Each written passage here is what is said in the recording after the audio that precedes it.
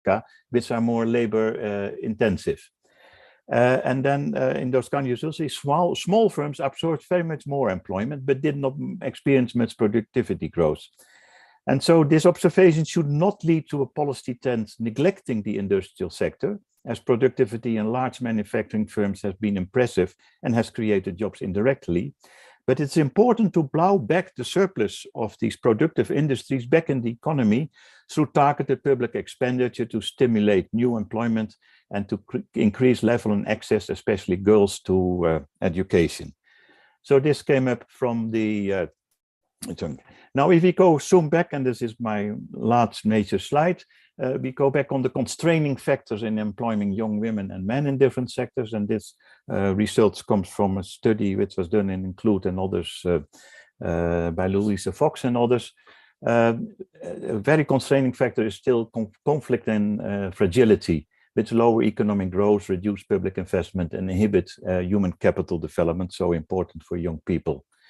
And also poor economic governance in resource-rich countries, economies. We know also the examples in Africa of countries which have a lot of oil, where the inequality is very high, and which actually have a high GDP, but lack on all other indications way behind the averages of Africa. Also a point is high fertility. Margaret, I'm almost done. High fertility, which inhibits human capital, crowd use, and employment. And also the laws and norms which permit and encourage early marriage and reduce economic opportunities for women is very striking still in Africa, needs to be tended to. And that's the last point I mentioned already on the industrial course. Margaret, can I have 1 more minute or should I close? Please take 1 more minute, Rolf. Okay. I had 2 points which actually came out more or less when I was putting this whole paper together. And 1 point is the issue of income inequality in Africa. The group of Piketty brought a good report in yearly or twice yearly report out on income inequality. And actually I was struck, I didn't know that Africa has still the highest inequality of the regions in the world. If you take as a measure top 10% of the national income share. It went down a bit in Africa, and you see how much it went up in South Asia, in India, where, you know, things, there's no structural change. But still Africa is the highest, has the highest inequality regarding to top 10% national income share. And I think that's very important for youth and employment also, because in a climate of inequality, it's much more difficult to find jobs and to have jobs target to people, young people. And then the last point, it is many countries in Africa were severely hit by the outfall of COVID. I think some of the country studies have been giving very much attention to that. And I find, was not my brief, but I think I like to put it also for discussion, that demonstrates that the current international fiscal and financial system is not fit for purpose and failed especially at the least developed countries in Africa. An overhaul of the international fiscal and financial system for investment, trade, etc., is therefore urgently needed, and we need a general transformation in Africa, as for example, Carlos Lopez, the previous director of the Economic Commission for Africa, has done. Thank you very much.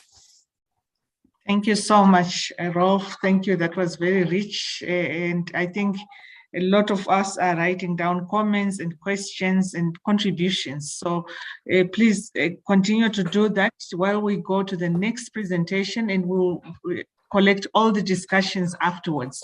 So let's immediately go to Chahir, and let's hear what sectors are generating or have the potential to generate employment in the MENA region. Over to you, Chahir. Thank you, Margaret, and thank you all for inviting me to present the Egyptian and the Tunisian case. I will mainly, include in my analysis the work that has been done by my colleagues, Dr. Emmanuel Ayouti and Dr. Mohammed Ayadi on Egypt and Tunisia, respectively. The general idea of what I'm trying to do is to see to what extent we had jobless growth in the two countries, in the sense that these two countries, they relatively had an overall good macroeconomic performance in terms of the growth rate, in terms of perhaps fiscal reforms, and perhaps to some extent some of the labor market indicators such as unemployment. But at the same time, the labor market did not first generate enough jobs, and second, most of the jobs were rather of bad quality. And this, bearing in mind that these two countries, they implemented a lot of either stabilization policies or structural adjustment programs with different international donors. So that's why what we try to do in this, what the authors try to do in this, in the two papers, is to see, bearing in mind that the economy did not manage to generate a lot of jobs. So if we are to develop a new industrial strategy and to focus on some sectors, then in this case, what would be the most important sectors that will generate jobs, especially for vulnerable groups such as women and youth. And that's why it's very important to change the approach itself vis-a-vis macroeconomic policies, in the sense that employment objective has to be mainstreamed within the macro policy.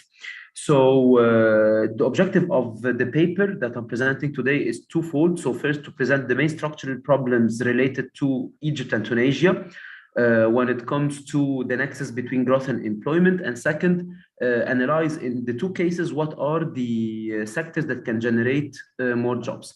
We have two different approaches that are adopted in the two papers, or in the two cases. So in the Egyptian case, the approach that was adopted was an input-output model. And in the Tunisian case, it was more of a structural change and productivity growth decomposition a la Roderick and Macmillan. So the outline of my presentation is as follows. I'll just present the general background of the two countries with some of their structural characteristics. What are the key findings of the two case studies, and what are the policy alternatives that we have in order to improve the labor market status in the two countries. So generally speaking, the two countries, when we compare them, I mean, they share a lot of similarities actually, in the sense that they experienced a political instability in 2011, along with Morocco. They are the most diversified economies in North Africa, especially when compared to other North African countries such as Sudan, Mauritania, Libya, or Algeria, that are commodity dependent, either in terms of oil or in terms of agricultural products.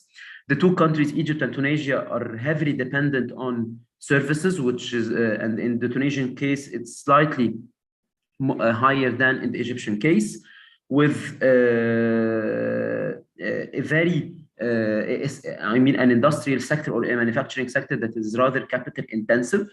And when we look at the GDP decomposition by demand, again, it's mainly depending on domestic consumption. So domestic demand is the most important contributor, with a declining role of both investment and exports over time. And if we look especially at the structure of exports, we can see that over time, this has not changed a lot, because the share of manufactured exports in total merchandise exports in Tunisia perhaps is slightly higher than in Egypt, or it's higher than Egypt in the sense that it represents 77% of merchandise exports, while in Egypt this figure is lower, 47. But again, as I said, they are much more diversified than other North African economies that are commodity dependent. Yet they are still performing worse when compared to Asian countries, for instance, whose exports really improved over time. And the problem becomes even more important when we look at high technology exports, or technology exports that are intensive in high technology. So again, Tunisia is doing much better than Egypt, given the fact that this share represents 1% in Egypt, but it's 7% in Tunisia. But again, it's lower than Asia and Latin American countries that include emerging economies, very similar in terms of structure to both Egypt and Tunisia. So this raises a concern on to what extent the structure of exports can help increase job creation. And when we look at the structure of employment in the two countries, we can see that Services are the largest employer in the two countries, around 50% in both, with a very modest contribution of the manufacturing sector, whether in the case of Egypt, where the share of employment in manufacturing is 13%, and in Tunisia, again, it's between 17 and 19%, depending on the year. So this shows to what extent the economy did not really experience both of the two economies. They shifted from the agriculture sector directly to the services without really having this industrialization process that could have generated more jobs. And in order to complete this overview, it's important also to look at the share of investment and the share of domestic credit that goes to the private sector, because this share is really low in Egypt, 28% of GDP, much higher in Tunisia, 60%, but again lower than Morocco or Chile, for instance. That again, it's an emerging economy with a lot of similarities with the two economies in question, and this shows to what extent it's important in order to incentivize the private sector, at least in the Egyptian case, for instance, to reduce the share of credit that finances the government deficit, given that it's done at the expense of the credit that goes to the private sector. At the same time, when we look at the share of FDI, here we can see that it's really lower than Chile, for instance, or slightly lower than Poland or Morocco, because in both Egypt and Tunisia, the share of FDI to GDP is just 2%. And we have to bear in mind also that the main problem of FDI in both Tunisia and Egypt is that it's mainly concentrated either in primary sectors like oil or in real estate, and both of the two sectors, they are not really associated to an important technological transfer, neither to a job creation, neither to backward and forward linkages with other sectors, and this affects first the insertion of small and medium enterprises into global value chains, and second, the likelihood of generating more jobs given the capital intensity of these two sectors.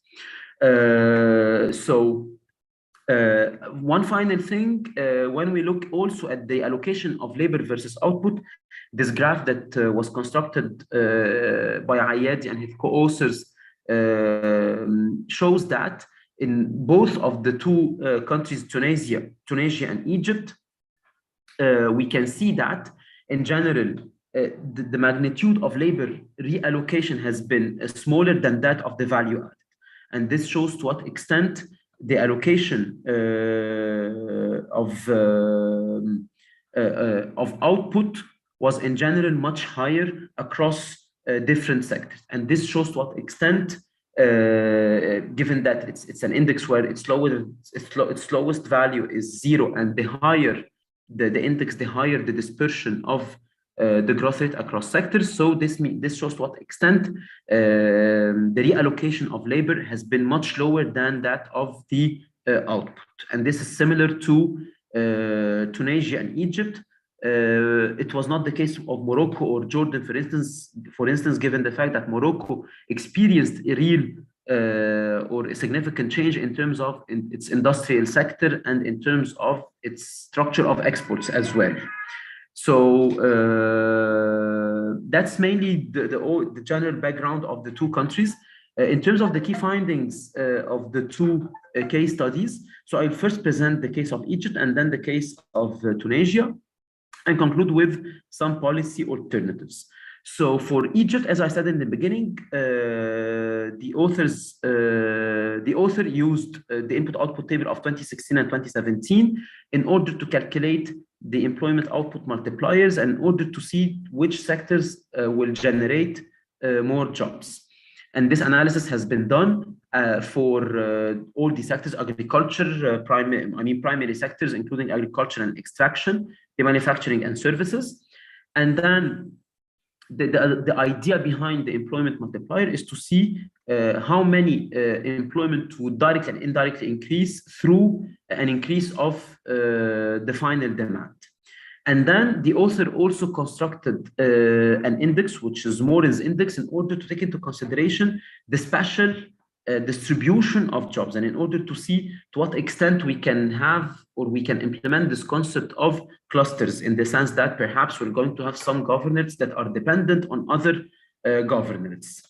And finally, one of the main findings was the fact that total employment is in general very clustered around the main agglomerations, like Greater Cairo, that includes Cairo, Giza, and Al Ubaid, 3 main governorates not far from Cairo. The Delta, where we have some comparative advantage related to either agriculture or furniture and wood products. And other large agglomerations like governorates around Suez Canal or Alexandria. But clearly, frontier governorates like Upper Egypt or North and South Sinai, they suffer from a comparative disadvantage given the lack of infrastructure in these governments. And then when we look at the employment multipliers, we can see that the highest multipliers, meaning that the highest employment generation associated to an increase in demand, is mainly in the manufacturing sector. As this is of particular importance, especially in the Egyptian case, because still the manufacturing sector is very capital intensive. So if we are really to increase the contribution of these sectors in job creation, then more attention has to be given to sectors that are labor intensive. And that's why the author in this case divides different sectors based on 3 criteria, whether we have a high output multiplier and to what extent this sector can increase the job creation of women, and whether Egypt has or doesn't have a comparative advantage in this sector in order to measure its external competitiveness. So in terms of, before presenting the details of the sector, it's important to highlight also that the employment multipliers of manufacturing are higher than those of services and even higher than those of agriculture on average. Based on this categorization according to the gender, to the employment multiplier, and to the comparative advantage, the sectors that have the highest or that fill the 3 criteria at the same time are food products and wearing apparel. To a lesser extent, where we have a high output multiplier and a high revealed comparative advantage, but they will not generate jobs for women, and this might be an issue because female labor force participation is still an issue in Egypt. And in this case, those sectors are mainly basic metals, motor vehicles, non-metallic minerals, or beverages. And finally, sectors that have a high output multiplier, but they do not have a comparative advantage, and they do not have, they do not generate female employment, are mainly coke and refined petroleum products, as well as the extraction of crude petroleum, and to a lesser extent agriculture. Then it's important also to see for the second vulnerable category, which is the category of youth, that most of the jobs that are generated are mainly in the craft and related trade workers, professionals, skilled agriculture in terms of their, and this is in the decreasing order. And clearly, we have here an issue of supply side labor skills, because this shows to what extent, in order to improve or to increase the matching between the education outcomes and the labor market demand, more effort has to be exerted in terms of the technical education in order to improve the skills of workers in these sectors. And finally, given the fact that we're talking about the importance of global value chains and the importance of the domestic value chains that might increase the generation of global value chains, there is a potential for cluster development in the sense that we can see that there is a high multiplier, that high multiplier industries and the upstream industries along the value chains are located in neighboring governments. So this increases the likelihood of generating domestic value chains and more backward and forward linkages between governors located within the same agglomeration. As per the case of Tunisia, this graph shows to what extent we have here the labor output elasticities, and we can see that again for agriculture, for the manufacturing sector or for the industrial sector in general, it has the highest elasticity overall in the economy, but to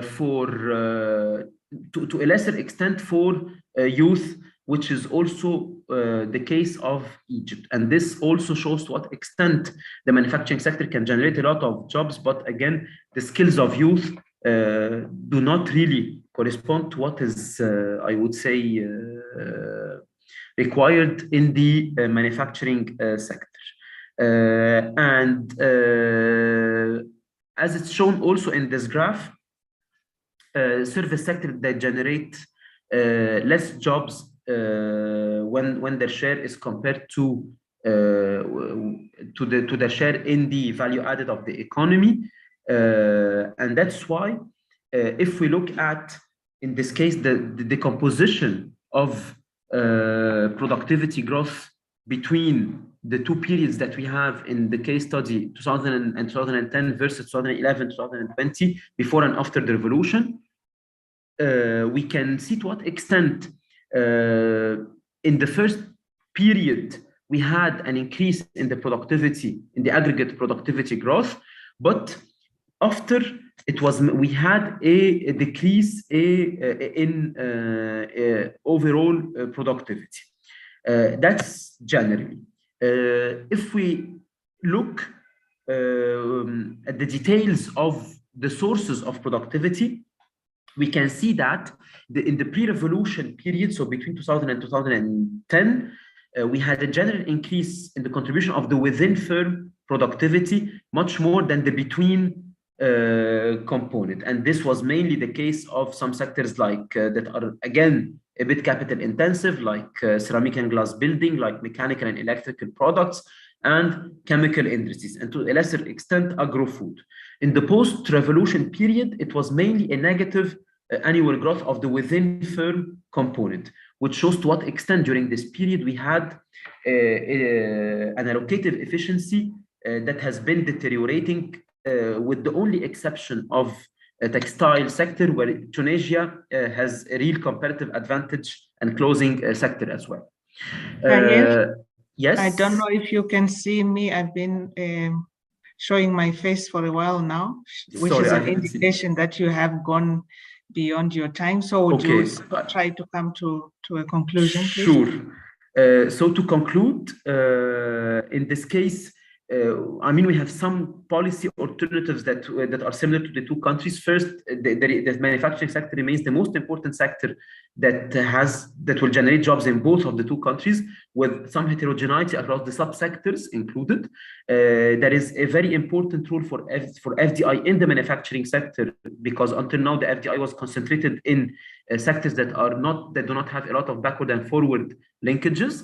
Then the investment in human capital, especially in technical and vocational education, in order to match the education outcome with the skills needed for the manufacturing sector. And finally, given the servitization of the manufacturing sector, or in other words, to what extent the manufacturing sectors are relying more and more on services, it will be very important to reduce the regulations that hinder the competitiveness of the services sector. Apologies for exceeding my time, and I will stop here. Thank you, Margaret. Thank you, Shahir. It was extremely interesting. The comparatives are very, very interesting. We'll come back to questions and comments and inputs. Let's move on directly to John. John, the rule still stands that if I switch on my video, I'm giving you a clue that you are pretty much done. So over to you, John. Okay.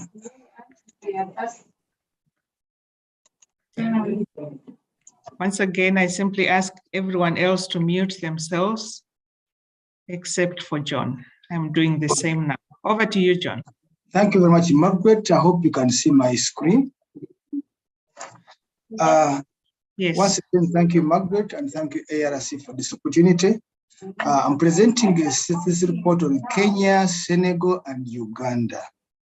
My name is John Mutenyo, and I will look at the introduction, then talk about objectives, methodology, the findings, and the policy recommendation.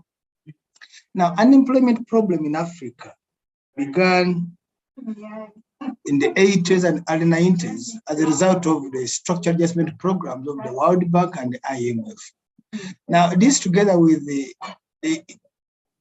conflicts in Africa that we all know of in almost very many countries in Africa, and the civil wars in Africa.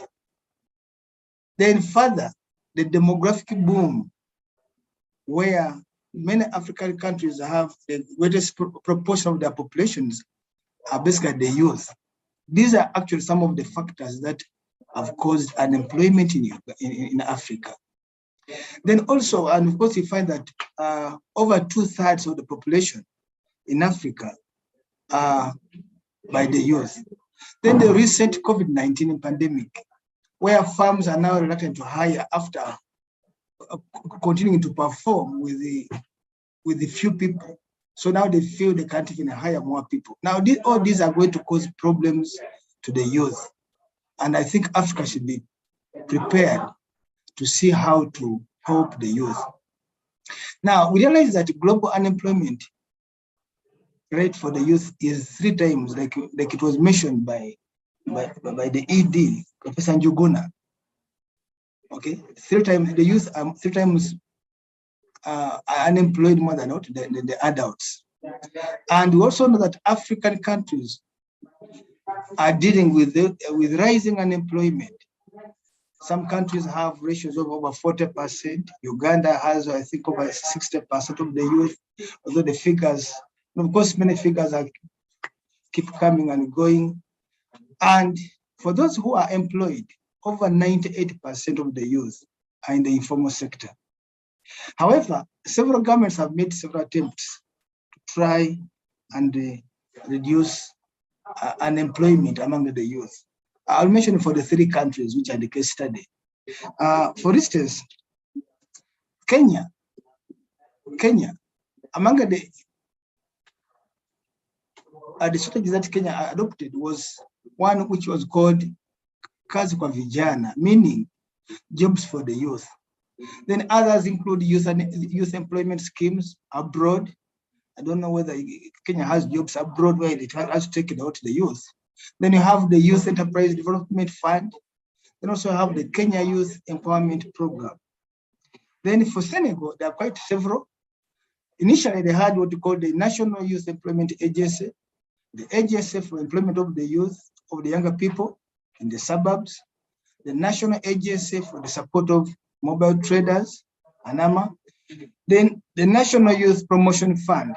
Now, these initiatives didn't work well. They were actually ineffective.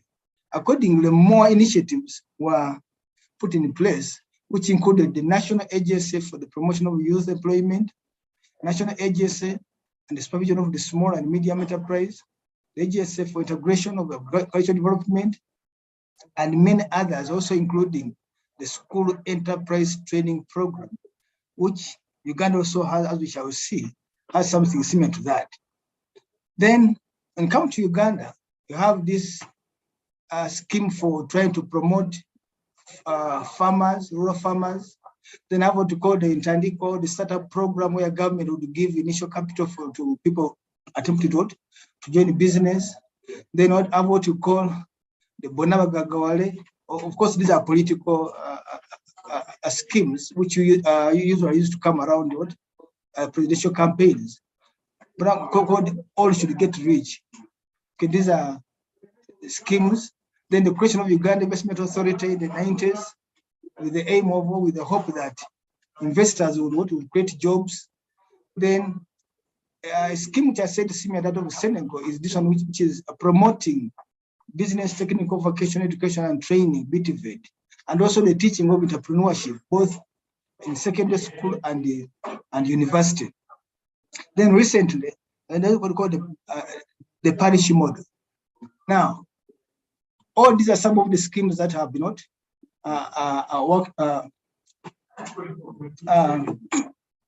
adopted by African countries, but still there is a lot of unemployment. And of course, the reason for changing this scheme is because when you bring one doesn't work, you bring another one. Some of them will even come a year after the other. And the reason is because the previous one hasn't worked. Now, the objective of this synthesis is basically to identify the promising economic sectors or value chains for creating jobs for the youth. Then identify the country-specific actors. And the third was to explore the ways of promote equal access and opportunity for the youth. Now, the three countries approached these objectives a little bit differently. For instance, identifying the most promising sectors. Kenya and Uganda used social accounting matrix and the national household surveys.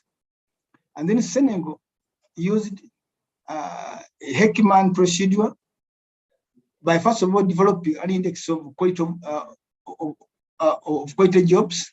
So they regress this against other variables. For instance, the sector of activity, which was categorical. Then the youth is demographic and socio-economic characteristics. Then another objective of identifying inequalities. This was only in the Ugandan study, where they use the Keno and the Gini coefficient. Another objective of evaluating the impact of different employment support. This was only in the Senegal study, where they used the propensity score matching method. And then another objective of determinants of youth unemployment. This again was in the Ugandan study, where we used also again the Heckman procedure. Now I move on to the data. Kenya and Uganda used something almost similar. They used the national household surveys and also the social accounting matrix. Uganda used the latest survey, that is 2019-2020, which had both the before and the during the COVID, and then also used the latest social accounting matrix. Then Senegal, their data set was basically, they used primary data from a survey on improvement of employment policies, where 41% were women and the 59% were male. We now come to the findings, and I report these findings country by country. As I said earlier, Uganda used social accounting matrix, which basically involves the use of multiplier analysis. Now, when it comes to Uganda, now we find that regarding multipliers, the output multiplier, we find that the service sector has the highest output multiplier, 2.6, followed by agriculture, and lastly, the industry. Then within agriculture sector, the highest multiplier was in the animal husband of 2.7, followed by cash crops, coffee, and tea. Then the industry subsector, if you break it down, the highest output multiplier was in construction, followed by agro-processing, and then light manufacturing. While the service sector, the financial intermediation had the highest, followed by wholesale, and trade, and then tourism. Further, on the Ugandan study, we talk about the employment and output multiplier for the youth in particular. Here we categorize this in two forms. One, the sector with both strong output and employment multiplier. That is our major interest. This if we push these sectors ahead, or if we promote them, then we shall have more employment for the youth. Then two, the sector with strong output multiplier but weak employment multipliers. Then the sector with strong employment multiplier and weak output multiplier. And then the fourth, sectors with weak output and weak employment multipliers. We shall derive policy implications for these 4 sectors later.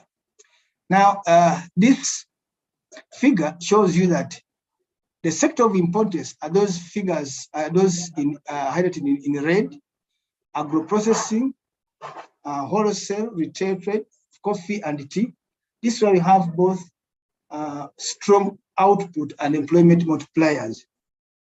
Then the current study went ahead and did some simulation by shocking the economy with a 10 billion Uganda shilling change in aggregate demand. And we find that we wanted to see the impact of this shock on employment creation, first of all for total employment and thereafter for the youth in particular. So we find that if we shock the Ugandan economy with 10 billion shillings, it will generate 3,500 jobs in agriculture, 229 jobs in service, and over 2,000 jobs in industry. And specifically for the youth, the shock would generate 1,556 jobs for the youth in agriculture, then 924 in service, and 868 in industry. Then at subsector level, we have tea and coffee leading in job creation, and then also followed by trade, and then animal husbandry, and then agro-processing. Then when it comes to the Kenyan results or study, the employment multiplier on average, it was 1.71 units, and the highest employment multiplier by sector were again agriculture, just like in Ugandan case, agriculture, fishing and forestry with 2.1, which is above the average, finance and real estate and business service 2.04, and trade 1.89. Then other sectors like manufacturing, hotel and restaurant, these performed below average. When you come to the Senegal study, the Senegal didn't use the multiplier analysis, but in the analysis, they found that majority of the jobs for the youth are in sectors like agriculture, again, agreement with Kenya and Uganda, livestock, forestry, fishing, trade.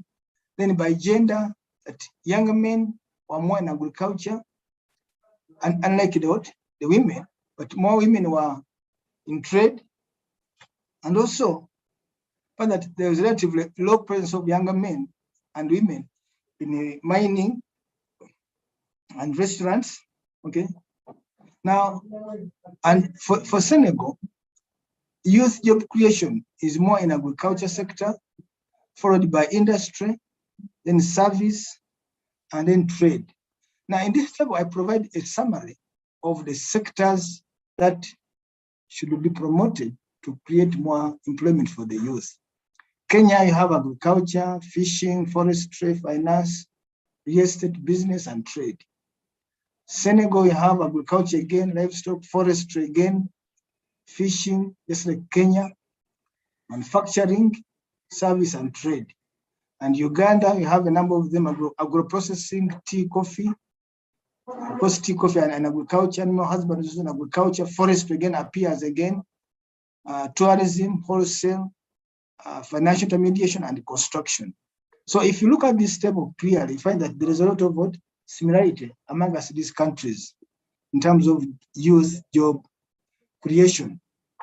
Then regarding inequality, for Ugandan's case, which is the Gini coefficient and the Keno estimation, you find that the youth in Uganda, female youth, there's more inequality among the female youth, meaning that the chance of female youth getting employed is, compared to their male counterparts, is lower. Then regarding determinants of youth participation, again, this was on Ugandan's case, we find a number of factors that contribute to youth participation in the labor force. Among them, those who complete school, okay, either primary or secondary, compared to their counterparts. Then the youth in the urban areas, compared to those in the rural areas, have higher chances of getting employed. Then those who are skilled, I think just similar to the study from, you've just been listening to Egypt study, those who are skilled, the skilled youth are more likely to get employed. This again is in agreement with our earlier study of the social accounting matrix or the multiplier model. Then further, that of course all these are policy issues, okay, these are policy issues, but if you go further to the social characteristics, that those who are in the who come from rich households have higher chances of getting a job. Of course, this is because of the networking. Rich parents network a lot, and of course, they're more known. And these days, jobs are technical know-how. Now, education, as we said earlier, is significant. Household size is negative, meaning the bigger the household, the more chance of being unemployed. And of course, this also goes hand in hand with poverty. The bigger the household, the more poor you're likely to be. One additional year of age, okay, chances increase. Then the COVID, as I said earlier, this study, the data was obtained during, yes, Margaret, I can see you, I'm about to finish. Data was obtained during COVID period. Then also remittances, those who get remittances, less likely to get jobs. Then for Senegal, on average, young women are more likely to be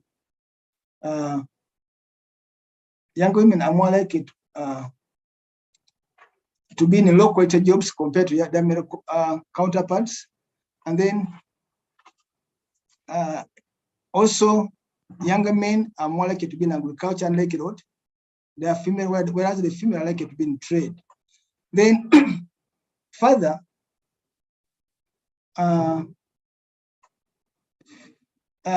Senegal shows that entrepreneurship offers better job prospects for the young or for the youth. And then coming to policy recommendations, as I said earlier, the 4 quadrants, find that the backward-oriented sectors like coffee, such sectors can be supported through value addition. And then those which are forward-oriented, again, you can encourage this through domestic inputs. And then the weak sectors like manufacturing, again, you should encourage domestic inputs. Then those who use both strong forward and backward linkages, okay, should be promoted through, for instance, agro-processing. We should encourage tax holidays for those who invest in those areas, import free of the machinery, okay.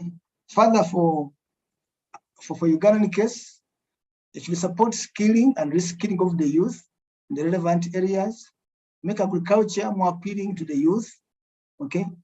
And then equitable regional development, as we saw, those in the urban areas are likely to get more than those in the rural areas. So the services or utilities should be equitably allocated, and overall, the policies should be holistic. This also was the same for Kenya. Then regarding Kenya, again, Kenya suggests that should adopt a comprehensive multi-sectoral approach to job creation strategy. Then for Senegal, encourage the continuation of activities of the National State Employers Convention, such as apprenticeship, then solidarity contract, then you have adaptation internship, and then finally, outsourcing contracts. Margaret and ARC, thank you very much. Thank you so much, John. Thank you. A lot of food for thought, and interesting to see the differences that are coming out from the different countries. So thank you for that. Let's go directly to Jacob. Jacob, the same rules apply. You have 15 minutes. Your discussion is obviously going to be very, very interesting in the sense that it probably synthesizes now what we've learned so far, and not only leads into the discussion, but also into session 3 of this forum. So over to you, Jacob.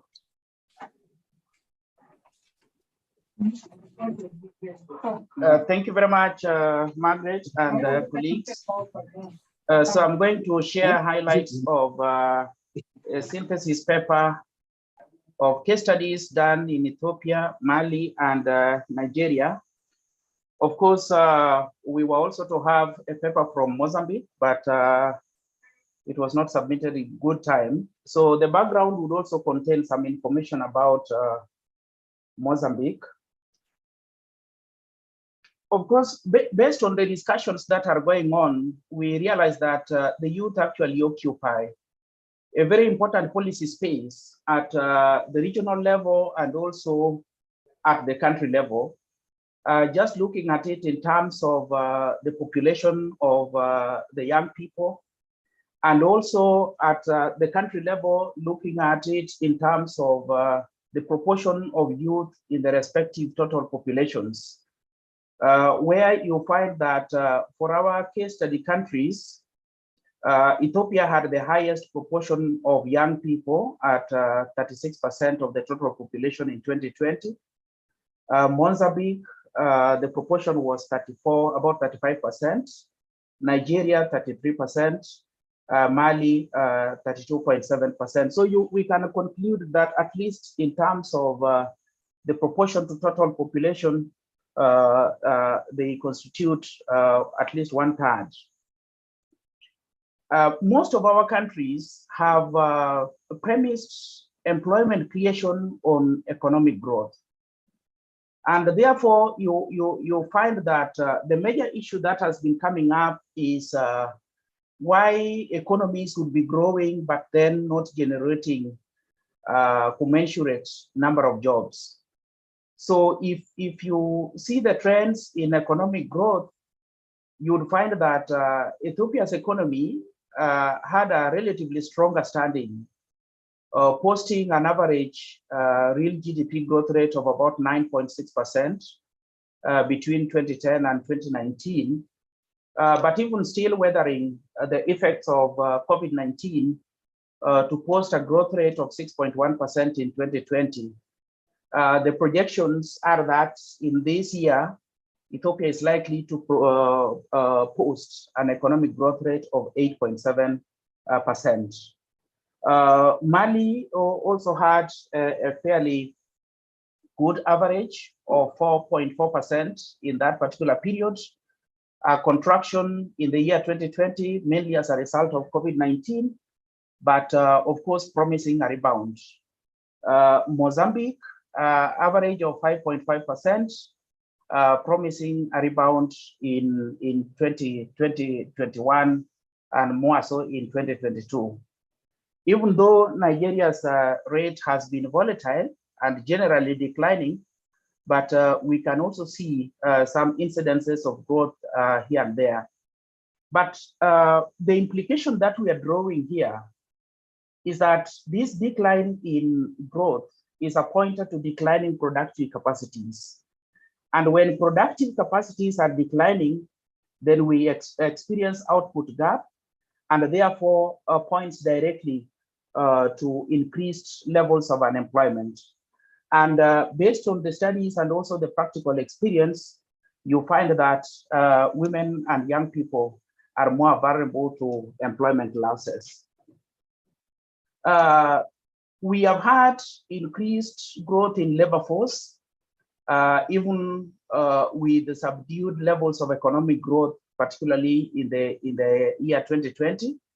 So the fact that the labor force has been growing and the economies have not been performing well, and also the capacity of the economy to create jobs have been low, then it means that new labor market entrants transited to unemployment or to low productivity work. And also based on the opening speech from the ILO, the focus is not that employment in terms of numbers, but also in terms of quality, looking at the 4 pillars of decent work. But it's also clear that workers who are displaced by COVID-19 may have transited to unemployment, lower productivity work, or the informal sector, but some of them may have also exited the market completely.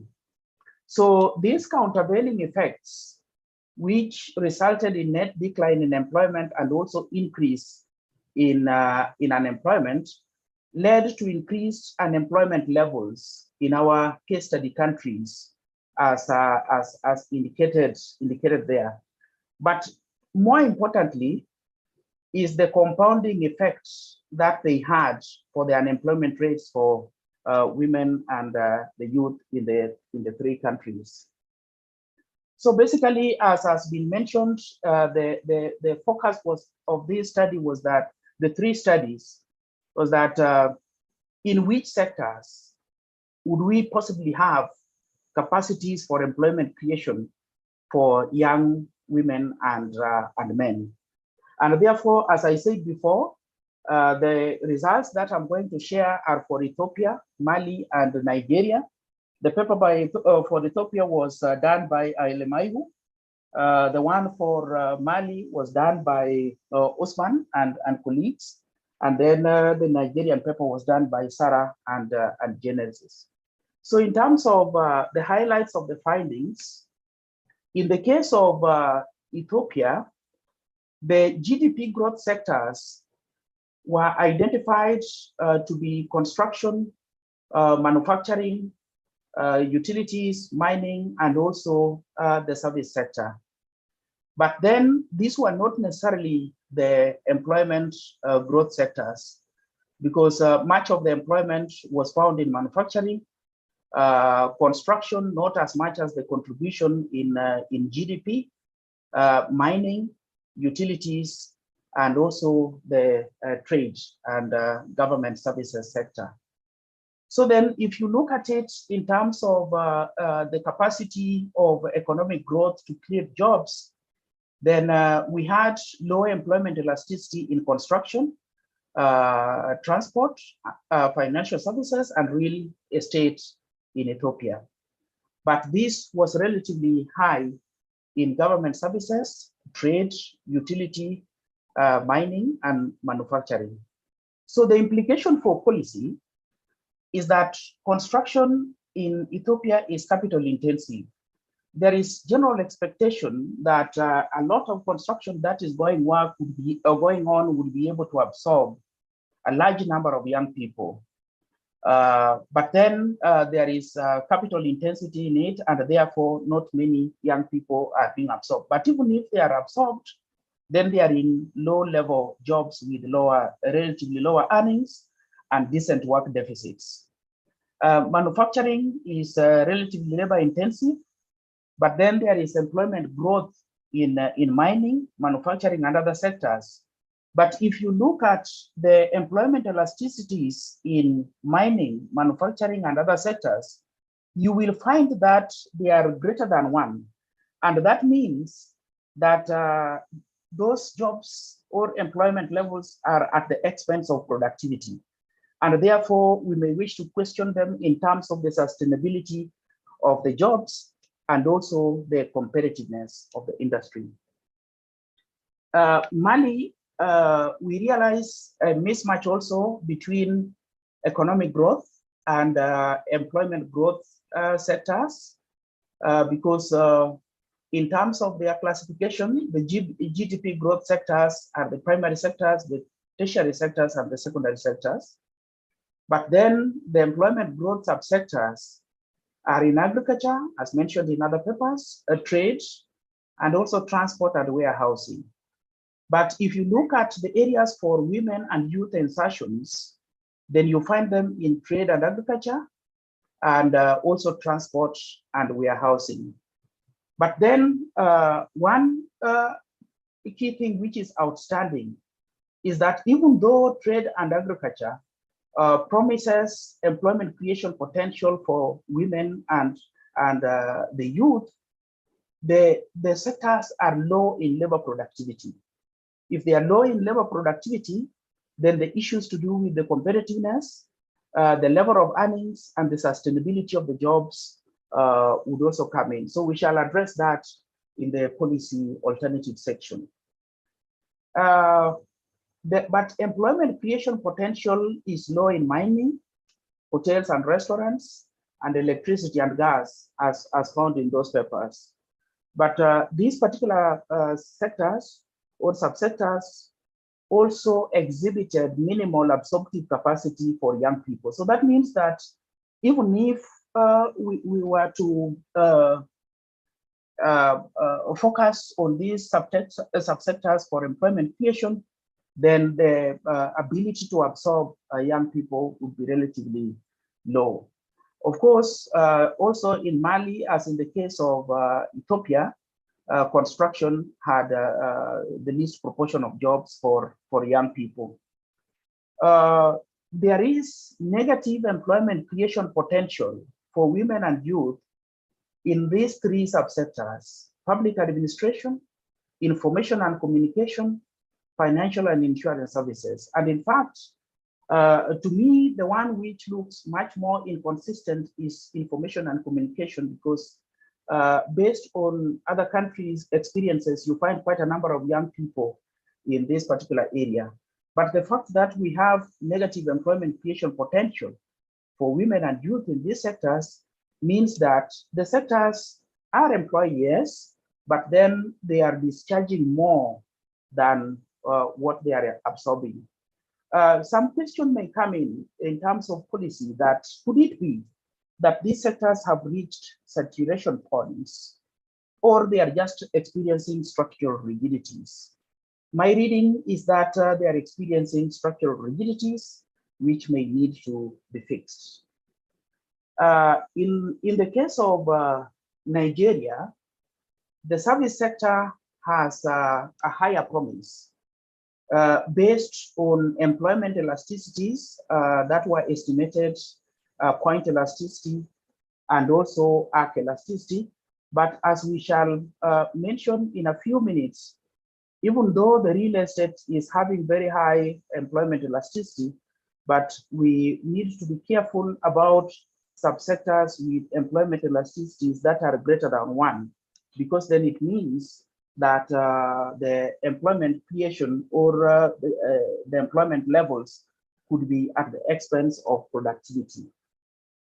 So in terms of the takeaways from the 3 country studies, based on that first objective of identifying the sectors, we see weak association between economic growth and employment creation. And that means that we are having jobless growth. And the question is, do we still need to focus on employment creation, which is premised on economic growth?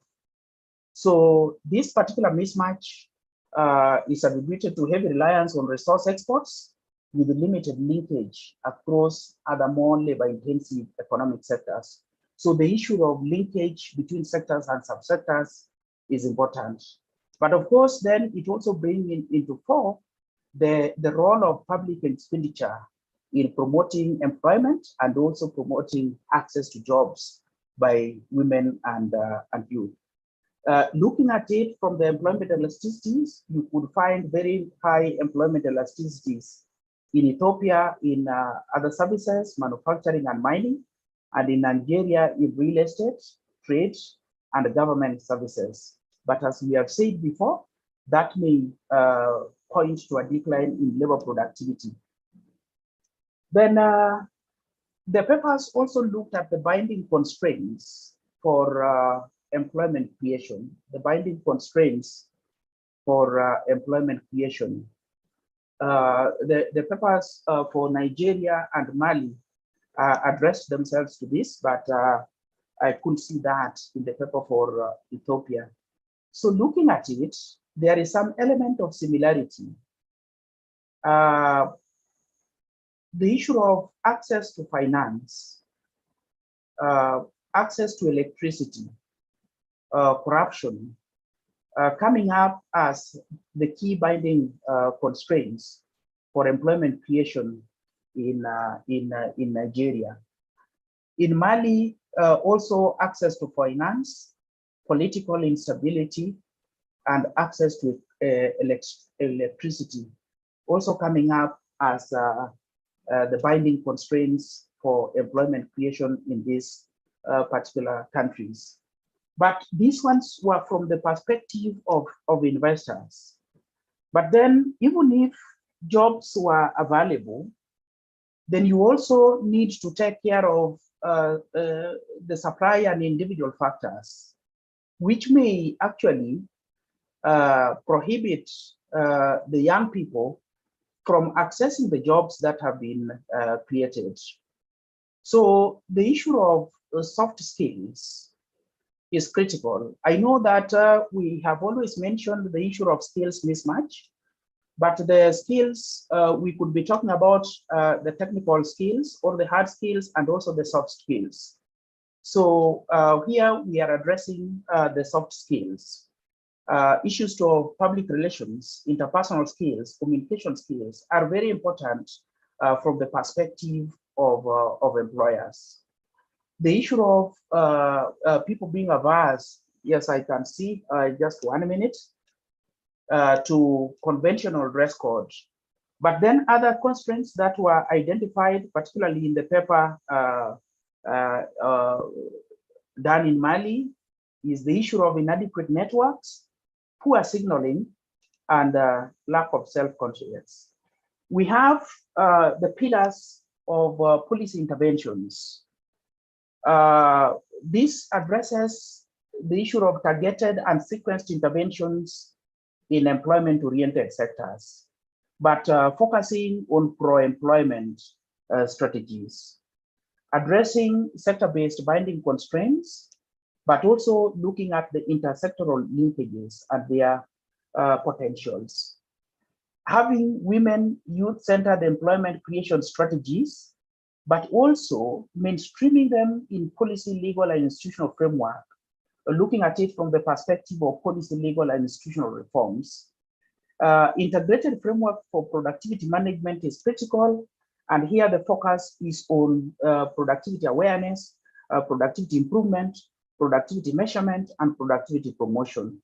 And of course, the issue of advocacy and communication is critical. Thank you very much. Thank you very much, Jacob. Thank you. That was very comprehensive. And it's a very good way to lead us now into our discussion session. Abebe, I'm looking at my time. I know that we did lose a few minutes, well, several minutes actually. So I think we are still well within our time for questions, comments, contributions, which I would like to invite now. Colleagues, because we don't have a lot of time, I would ask you to be very clear on what you want to contribute and as short as possible. Allow others to come in. If there's time at the end, we can still bring you to ask or contribute other points.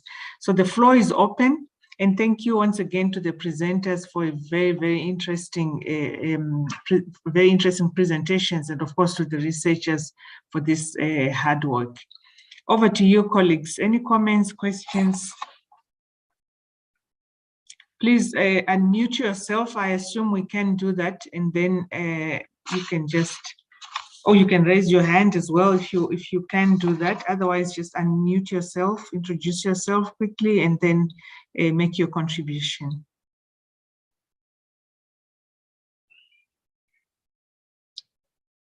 Mr. Jealous, please go ahead. Oh, no, okay. Maybe I will start. It's very interesting that they are not, while you are thinking over this, let me ask, I'm not asking anyone specific, but probably just all the researchers and the presenters themselves. And I liked what Jacob was saying towards the end, that we must also try to think and look at other types of skills that we are not necessarily emphasizing. My question is somewhat related, and just asking perhaps the ARC even, have we considered to also understand jobs of the future? A lot of work is now starting to emerge, showing that the jobs that we have today are obviously quite different from the jobs of the future. And this is, of course, partly due to technology, but also due to changes that are taking place, perhaps sometimes due to these pandemics that we have seen, but also due to climate change. I know that the ILO had talked about some studies that have to do with the green economy sector. My question then to ARC is to just check, is there work going on looking at the future of work, and at the same time also looking at maybe sectors that we haven't necessarily been emphasizing, because this exercise looks indeed at sectors that are in existence currently and not sectors of the future. Let me pause there and go on to Mr. Chirove. Please go ahead. We'll collect these questions and comments. Okay, thank you very much, Professor Tiga. I think you are my former lecturer from Zimbabwe. You may have forgotten. Good to see you. And I have a small direct question to Dr. John from Uganda. I think we did some work in Uganda on what we call the sectoral impact assessments to just check which are some of the sectors which have potential to create more decent employment in Uganda. I was asking maybe if you could also pass a comment on that because I find it very relevant to this forum. And as a general comment from ILO, I want to say that this is a very, very, very good forum, which is very important and critical for translation into policies. This is the kind of information and evidence that we need when we interact with governments and talk about the various support, whether to employment policies or fiscal policies or industrial policies or sectoral policies, trade policies, and so on. So I look forward to also see the synthesis papers and when they are posted. Thank you very much. Thank you very much, Chelis. Any other comments, questions?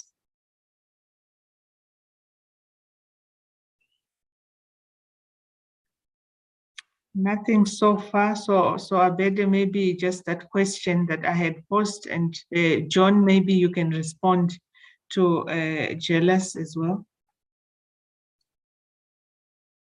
Abede, over to you. Thank you so much. So, Prof, your session is done, right? Do I not have questions? I had a floor discussion. No? Yeah, no, that's what I was saying. I thought you were referring to me to.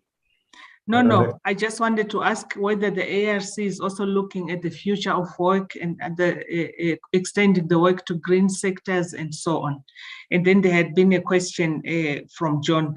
But it seems to me that once we answer this, we would be done because no one else is keen to ask or to comment at this time. Okay. Just to briefly respond to the future of work, I think, which encompasses a whole range of opportunities and challenges in what is called the fourth industrial revolution. Where does the African labor force fit into this knowledge and data-driven economy with a significant amount of applications in artificial intelligence, automations, robotics, and many other technological breakthroughs that are really now impacting even as basic jobs as what we call in the traditional sense low-skill jobs are now being handled by these technologies. So ARC, I think last year we had a very interesting workshop, and even you could call it conference, on the future of work, where we had a large set of experts around the world to look at both the challenge ahead, but also the opportunities they open for government authorities and the private sector to step up the effort to join this digital and data divide, while at the same time recognizing also there is a comparative advantage Africa still has when it comes to the global labor demand and supply equilibrium. We have a growing labor force. So as our keynote speaker this morning, Deputy Director Peter mentioned, it is very important the skill set of our young people need to change from numbers. So the skill intensity should be, at the top priority, but also, reducing this labor market disequilibrium. And the idea of migration itself makes a lot of sense within the future of work discussion. But to me, I think when I look at some of the work we have done, the risks outweigh, the opportunities outweigh the risks. There are still millions and millions of jobs that could be created in Africa, especially productive employment, while the fourth industrial revolution is ongoing. Because see, there are wages increasing in Asia, in some parts of Latin America, and Africa has also a comparative advantage in the value chain, the global value chain, where we have not even scratched yet the surface when it comes to decent jobs. So the opportunities for growth are enormous, and some of the risks that have been discussed in this era of automation, artificial intelligence, and robotics are yet to realize, not in at least not soon enough to overcome the job challenge African economies have. But the most important investment African governments need to do is also reduce this digital divide that continues to set apart Africa from the rest of the developing world. Our internet connectivity, our automating some of our sectors, but most importantly, educating our young to utilize basic literacy in computing, in coding, and all of those things will help them, because after all, technology eventually is a public good, at some point, from which countries can easily borrow from the shelf, apply it, and move on. So still the global labor market architecture, the goods market architecture, the capital movement are driven by the traditional considerations. So I hope Africa will continue to step up our efforts to exploit the existing labor market architecture. This is what I can say for now. Thank you very much, Abebe. Rolf, your hand is up, and I know that you have shared something in the chat. Thank you. Please go ahead. Yeah, I will be brief, but I think we're already negative time. I shared in my introduction, I mentioned that included some position papers, and one of them is indeed on the future of work and technology. Of course, when you look at sectors and you look at input-output models, you look at the past, and it was very good for somebody to ask. And in that paper, I will not give the details, you can read it. It gives a very balanced position. that also because of very new technologies, for example, the automatic translations, etc., the comparative advantage of EFRA can also be in computer services. And we see that actually already in some countries, and that is further worked out in the paper. I also like to draw the attention on paper which I don't have in my on my screen readily, but the Dutch Government Advisory Council did last year an advisory paper on technology and use in Africa. And I will find that, and then I will send it probably, I can't do it during this session, but I'll send it to the ARC Secretariat, and also there the challenges and how to handle this new technology which should be incorporated, and also examples are given in agriculture and certain things where this telephone, M-Pesa, where this is gaining strength, and also what the pitfalls are. If we have a divided youth labor force, those who tack on the new technology will earn a lot of money, and those who don't tack on will even less money, and that is something which also should be avoided. But all these considerations are in both of the papers. I shared one of them, and the other one I will share with the ARC Secretary. Thank you, Margaret. Thank you very much, Rolf. That will be very much appreciated. I think I could say, just on behalf of John, who had been asked a direct question by, or rather been informed by JLS that there is some work that had been done. Just perhaps you can inform the authors that there are other papers if it's not already considered. And with that, I would like to hand over this virtual mic to AERC. Abebe, over to you. Margaret, am I making some response? No, no need. JLS shared that they had done some work, I believe, with the ILO. JLS, you can correct me, that also needs to inform the work that you had been doing, actually, that you had synthesized. Yeah. It was me and my team that did that work. Okay. Okay, very good. Thank you so much, Prof. Chitiga. It was me and my team. You have done an excellent job of moderating this session. Thank you. And our appreciation on behalf of all our partners. We may have to take a few minutes break, 5 minutes. We ran over, I think, by about 20 minutes from our scheduled time. So please, everybody come back after 5 minutes quick break.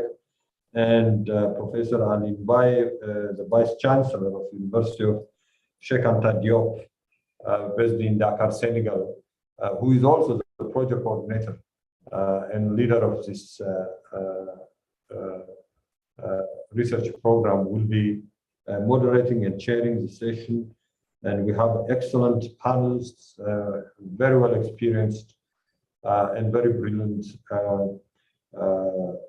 economists who will be joining us shortly. So we come back around 4 minutes on top of the hour, around 35 minutes past the hour. So we'll see you in 4 minutes. And I hope Prof is here to assume his role of chairing the session. Ali, are you here? Hi, Abebe. Yes, I'm here.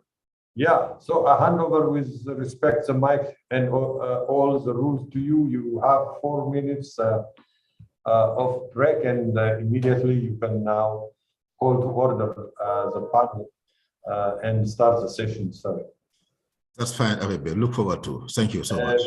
Okay, so let's stretch our leg a bit and come back.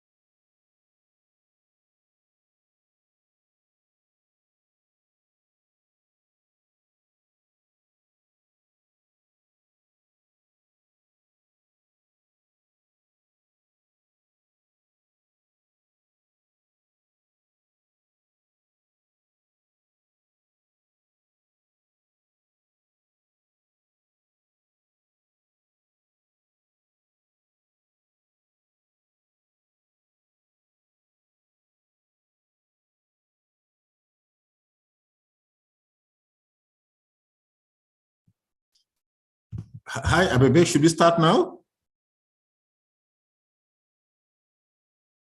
Yes, Hello? Chief. Yes. Okay, Let's good. Good. Just wanted to check if our three panelists are connected. Professor Jane Kaburo Mariara. Jane? Yes, I'm here. Thank you. Good, thank you. Professor Damien Agboji. Damien, are you around? Hello, Damien? Oui, on est connecté. Parfait, Damien. Merci beaucoup. Okay, the last one is Gilus Chirove. Are you here, Gilus? Yes, I'm here. Good afternoon. Did I pronounce your name correctly? Is it? Yes, it's okay. Okay, fantastic. So thank you very much. So Abiba, thank you very much for handing me over the moderation and giving me the floor. We have for this roundtable three distinguished panelists. The first one is Professor Jane Kaburo Mariara, who is Professor of Economics at the University of Nairobi, where she has served as the Director of the School of Economics for 6 years, from 2010 to 2016. And she is also the current Director of the well-known network, Economic Policy and Partnership for Economic Policy. She has been holding this position since 2016. And she is also a member of the Central Bank of Kenya's Monetary Policy Committee and a member of the German Institute of Global and Area Studies, GIGA, advisory board, okay? She has also served in various corporate and scientific advisory roles at local, regional, and international levels. Our second panelist is Professor Damien Akwete Ega Agboji. Damien Agboji is a citizen of Togo. He's a professor of economics serving at the University of Lomé. Damien also used to be the dean of the Faculty of Economics and Management of his university for 6 years, doing 2 terms of 3 each. He has done a lot of research in the area of economic development and has also received some funding from the African Economic Research Consortium. So he is well known in our circle. The last panelist is Jelos Chirove, who is currently employment specialist at the ILO office, where he is responsible for East Africa, and he's based in Dar es Salaam, Tanzania, but covering Tanzania, Burundi, Kenya, Uganda, and Rwanda since 2016. He is responsible for the employment promotion portfolio, whose major themes include employment policies and strategies, youth employment, skills and enterprises, and transition from informality to formality. Before that position, he was from 2012 to 2015, working as a chief technical advisor for the Youth Entrepreneurship Facility in Kenya, for Kenya, Uganda, and Tanzania, managing one of ILO's largest technical cooperation project in Africa. He was also the CTA of the Women's Entrepreneurship Development Project, also being implemented in Kenya, Uganda, and Tanzania. Before that, he was senior technical advisor and micro, small, and medium enterprise support project in Zambia, implemented by the United Nations system. So here are our 3 distinguished panelists. So my first question will be to the 3 of you, but starting with Professor Jane.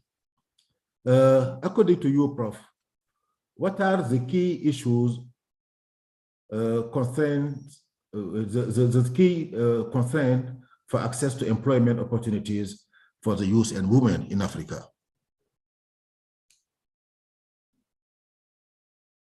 Prof, can you unmute, please?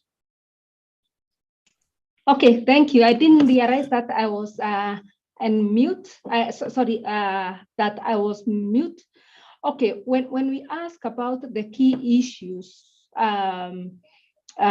for employment of youth in Africa, I think most of these have been highlighted in the discussion that we've already had over the last almost 2 hours. I think we've listened to very interesting discussion.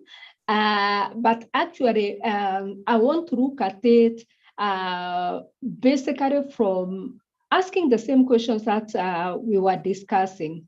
Looking at when we talk about the main sectors of youth employment, women employment, I think to me, though there are challenges that we can also focus on, I would want to look at it from there, but look at it more, not so much where they're concentrated, but what the issues are. Basically, what I have seen from my own, maybe what we are doing at PEP, and from my involvement in this project as a member of the steering committee, and also listening today, I think what I've had is that there seems to be a lot of commonalities in Africa, because even though we are talking about maybe only 10 countries that were sampled, I think evidence seems to be coming from all kinds of directions. And if we go to the literature, we find that it's the same thing. And I think that is what Mr. Jenas was talking about, that even previous work is showing the same. And maybe later I'll also share some perspectives from PEP on the same.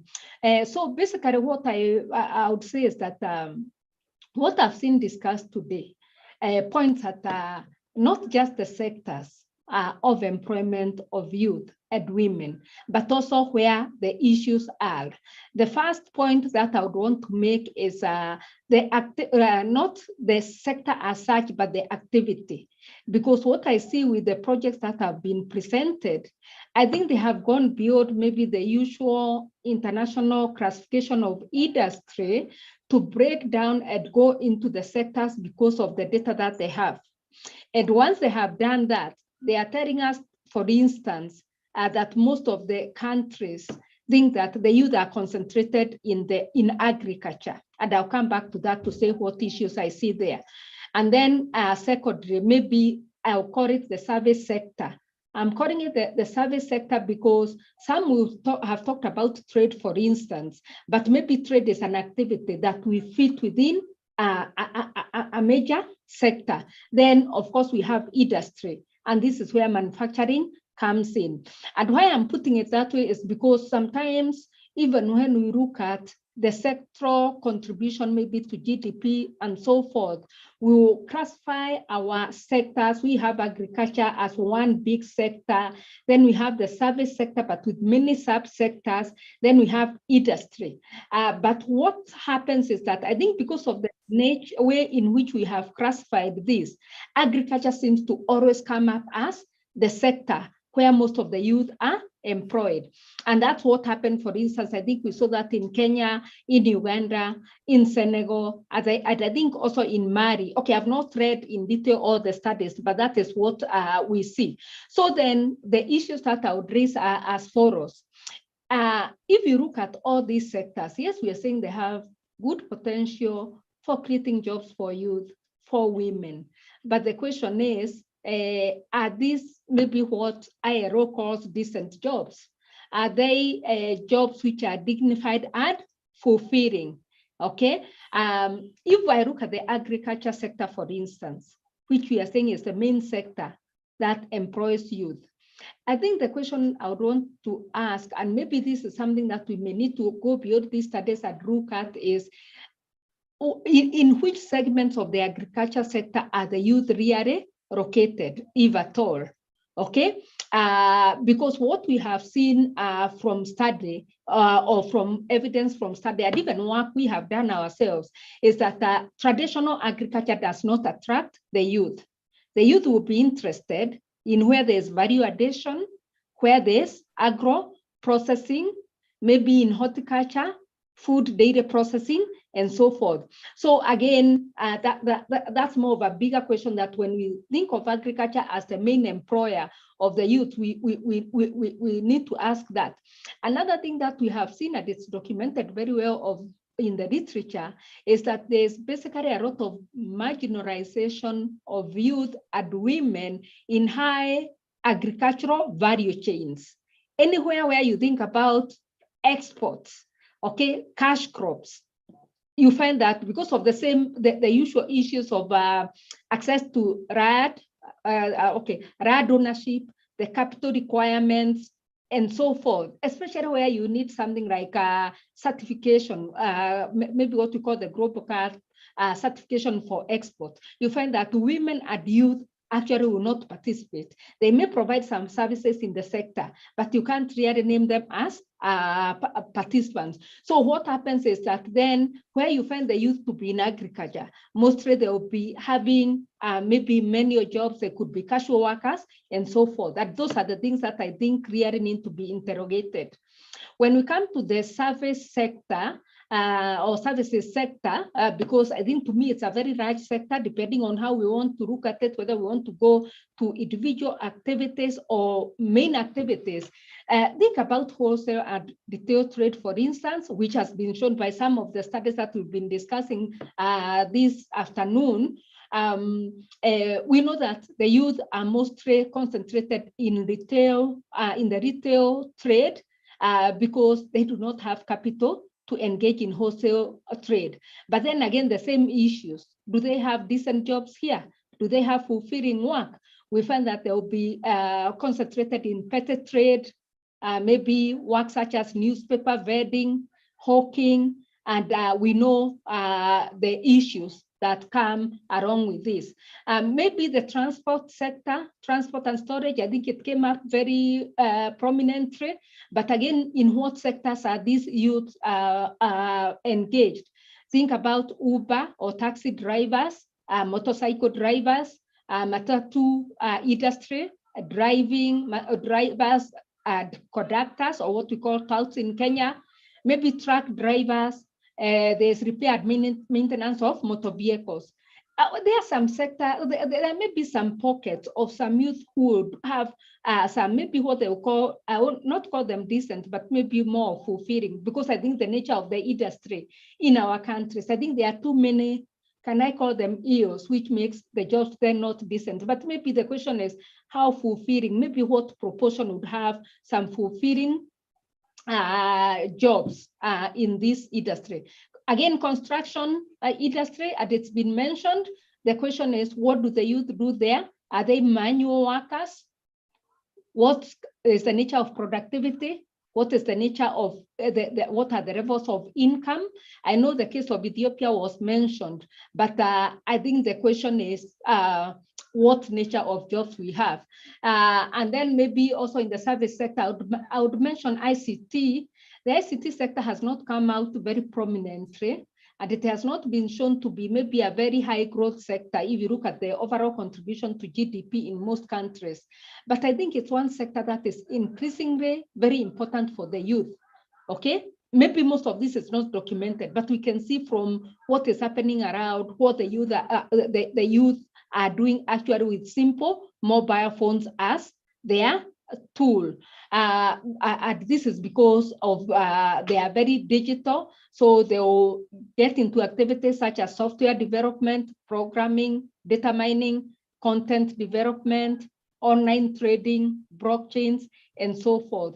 But the question is then, we may not have documentation. Maybe for some of them, they could make quite a bit of money, but lack of capital constrains them. And then finally, Mr. Chair, maybe if I just touch on the industry, I look at it as holistic, maybe to say that in industry, we think about the youth being concentrated mostly in light manufacturing, again, due to lack of capital, or they are employed maybe as support to support the manufacturing processes. Again, the question how decent those jobs are, those are details that we really need to get into.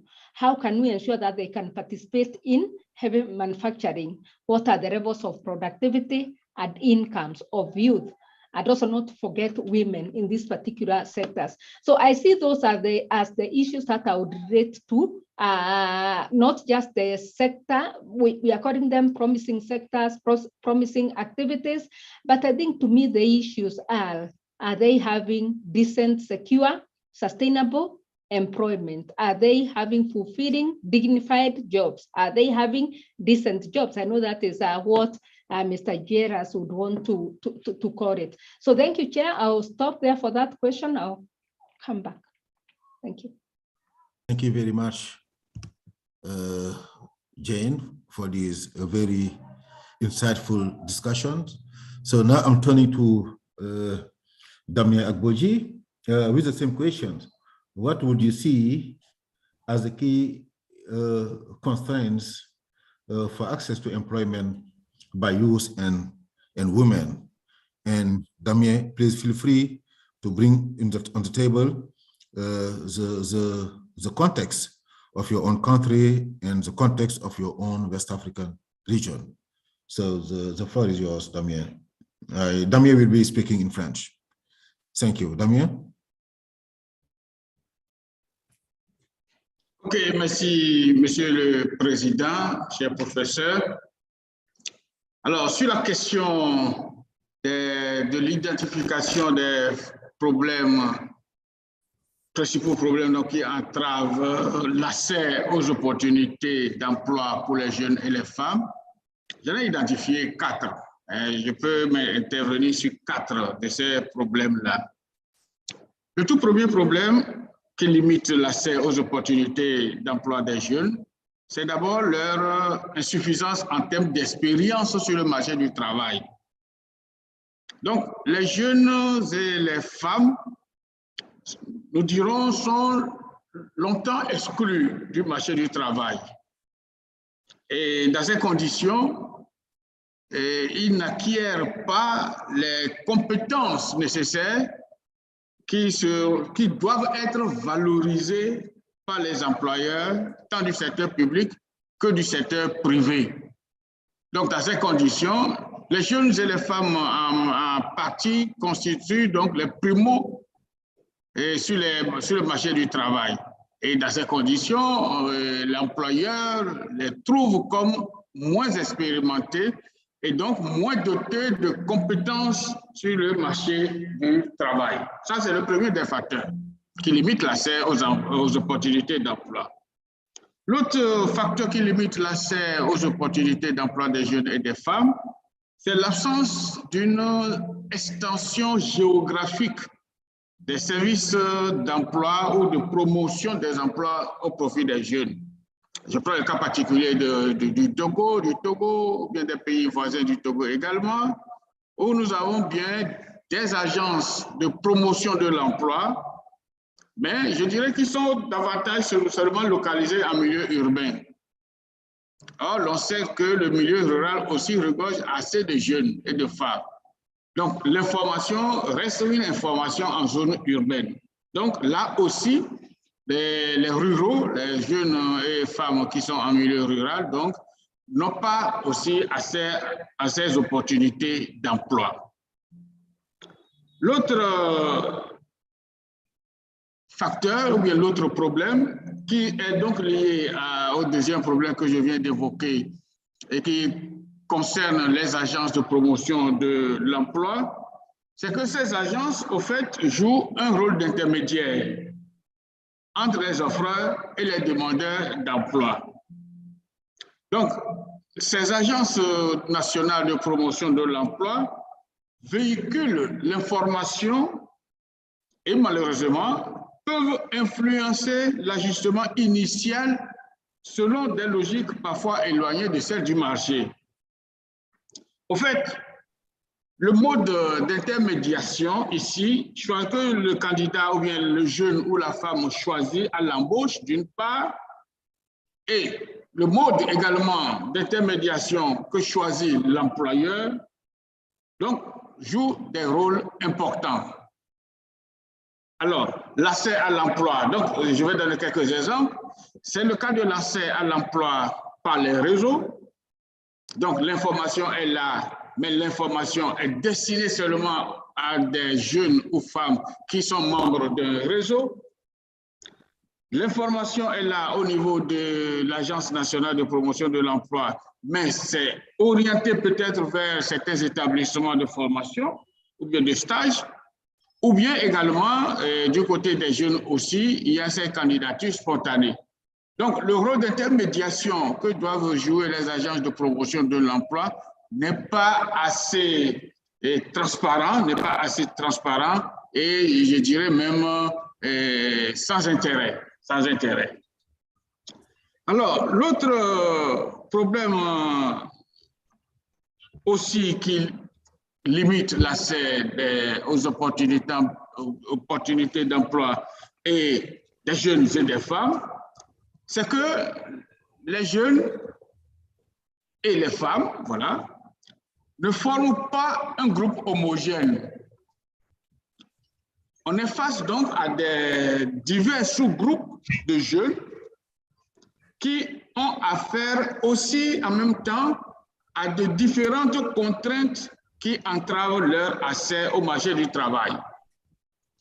Par exemple, il y a certains jeunes ou bien également des femmes qui peuvent renoncer à chercher du travail à cause des faibles perspectives de trouver un emploi dans un premier temps, ou bien il y a également des jeunes et des femmes qui, à l'instar de nombreux diplômés universitaires, considèrent que les emplois disponibles sont médiocres ou moins rémunérés vu leur qualification.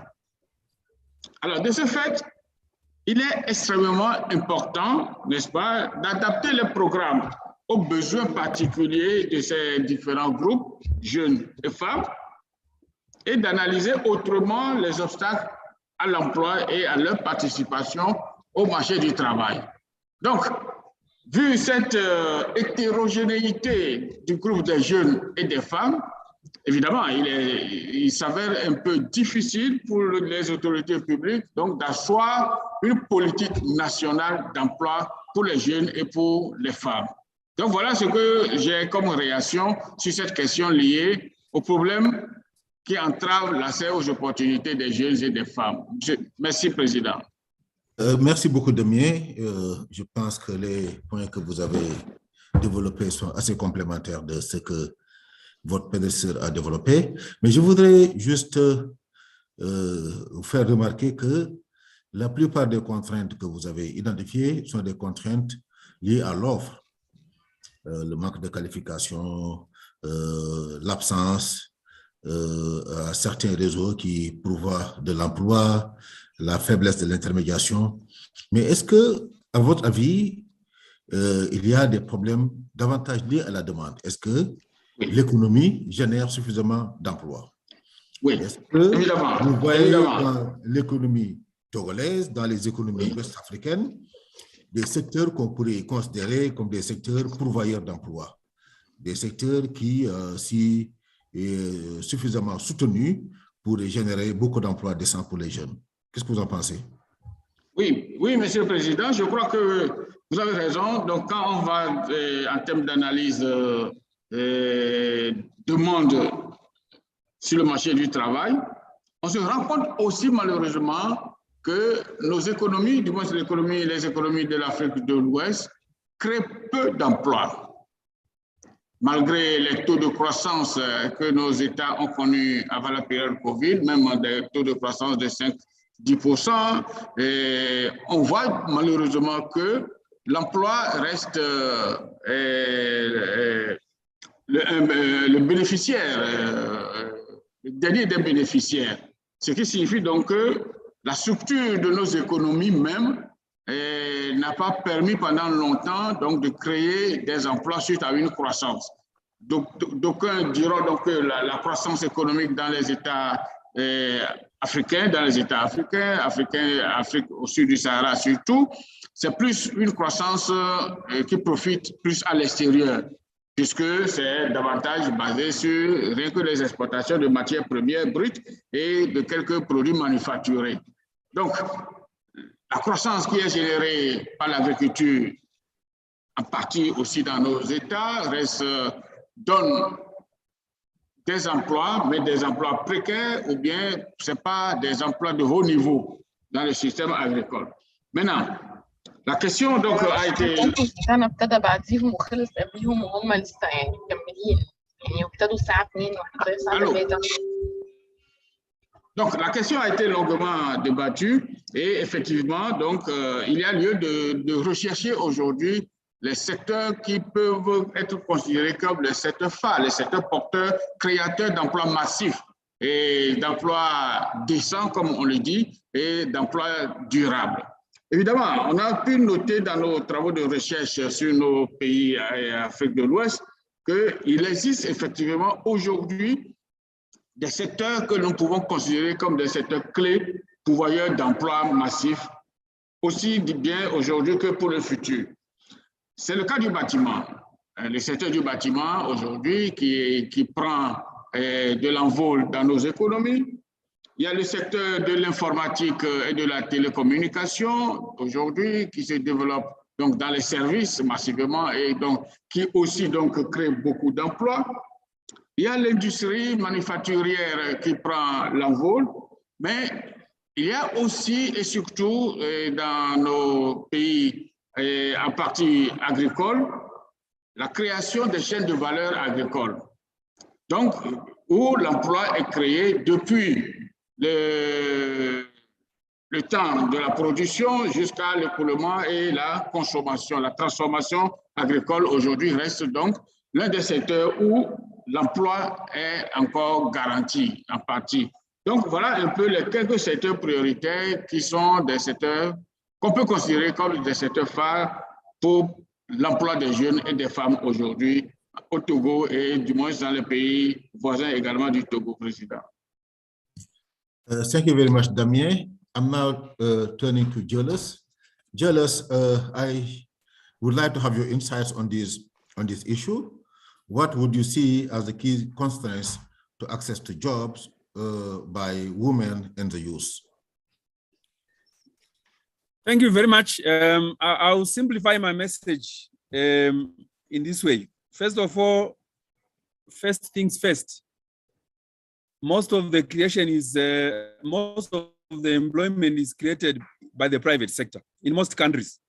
And when we talk about private sector, it is across the whole continuum, from micro, small, medium, informal, who actually are the biggest creators of employment. I am not yet talking about decent, small to medium, up to large and multinational enterprises. Secondly, in most countries, especially East Africa, most of the employment is actually created by informal and micro enterprises. In Kenya, the last study by the Bureau of Statistics said 84% of the jobs come from there. So once we have agreed on that, we can easily agree that a conducive and enabling and policy environment is very important for the creation of employment. A condition for private sector to start, to thrive, to expand, to survive. And when we talk about this conducive macro policy framework, we start from the macro policy frameworks, including monetary and fiscal policies, because these define the important role of government in terms of putting together an expansionary policy that, of course, makes sure that there is stability, there is interest rates that are affordable for borrowing, inflation is managed, and so on, but also it is stimulating enough aggregate demand for private sector development. From there, we move now to the other policies, including tax policy, industrial policies, trade policies, agricultural policies, SME development, employment policies, and the like. I'm talking here about sector policies because employment creation happens in these sectors. Policies that had to do with access to finance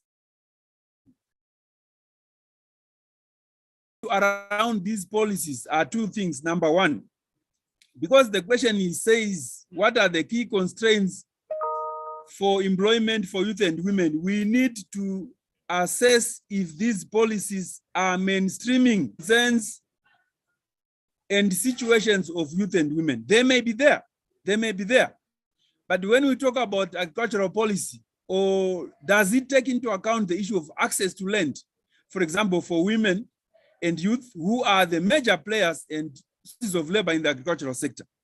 When we talk about SME development, does it take into account access to finance for youth who don't have collateral and who don't have working experience?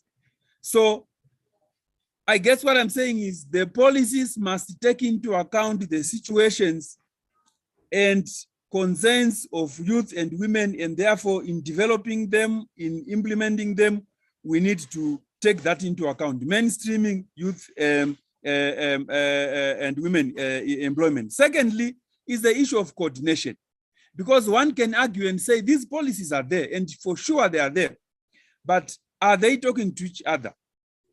Do they provide a coordinated, integrated policy framework that harmonizes the policy support measures? If, for example, we have seen that most of the employment comes from SMEs, if I get hold of the export policy or monetary fiscal policy, do I see that it is talking to the issue of who is the biggest creator of employment?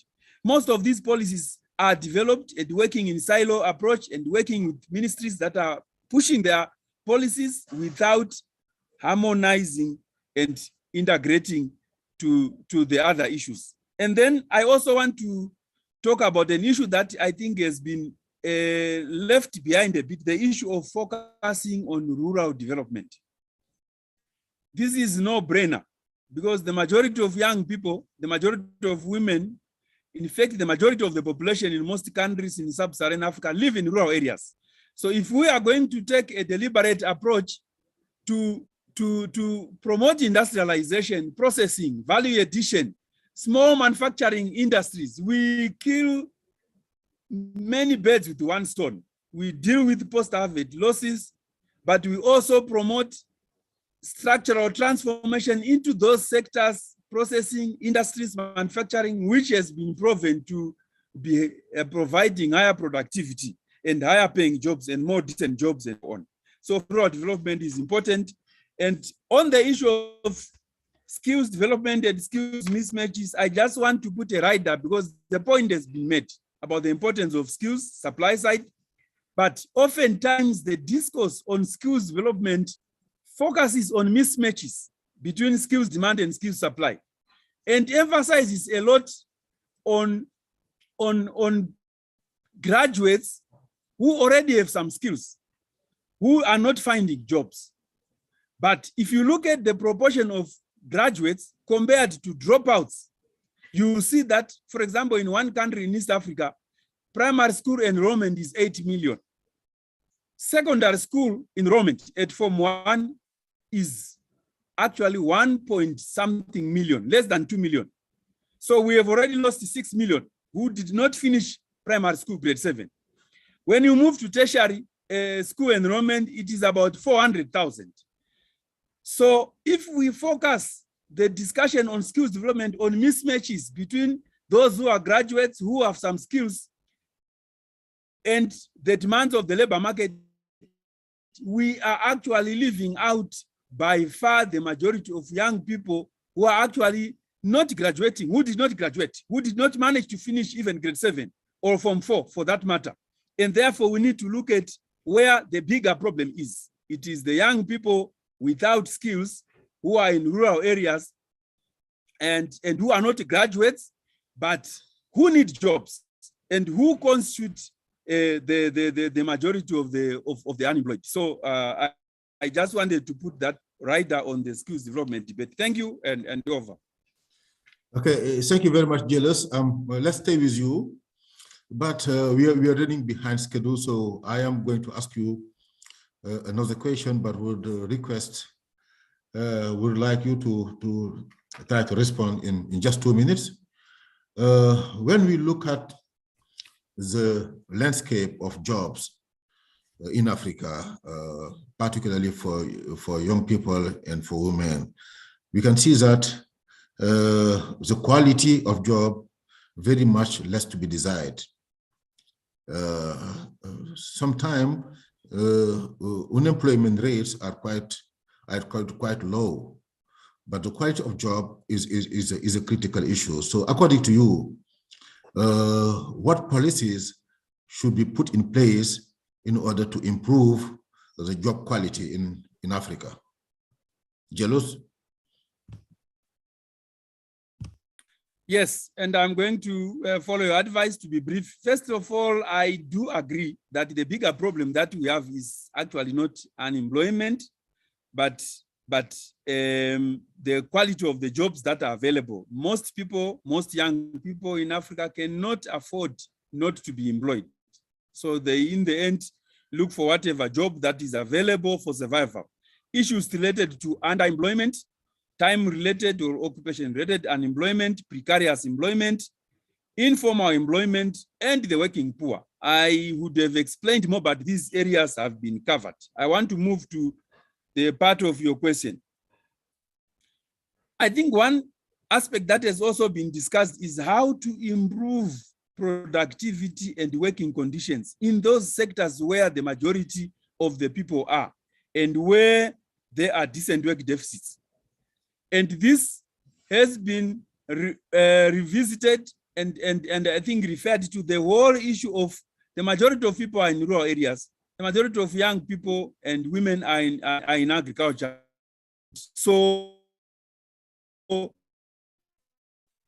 interrogating how that agriculture takes place, good practices, technology, introducing appropriate technology, facilitating access to high-yielding seeds, fertilizers, and so on. I think this will improve productivity in the agricultural sectors. The second biggest issue is the informal economy, and now also this touches people in urban areas.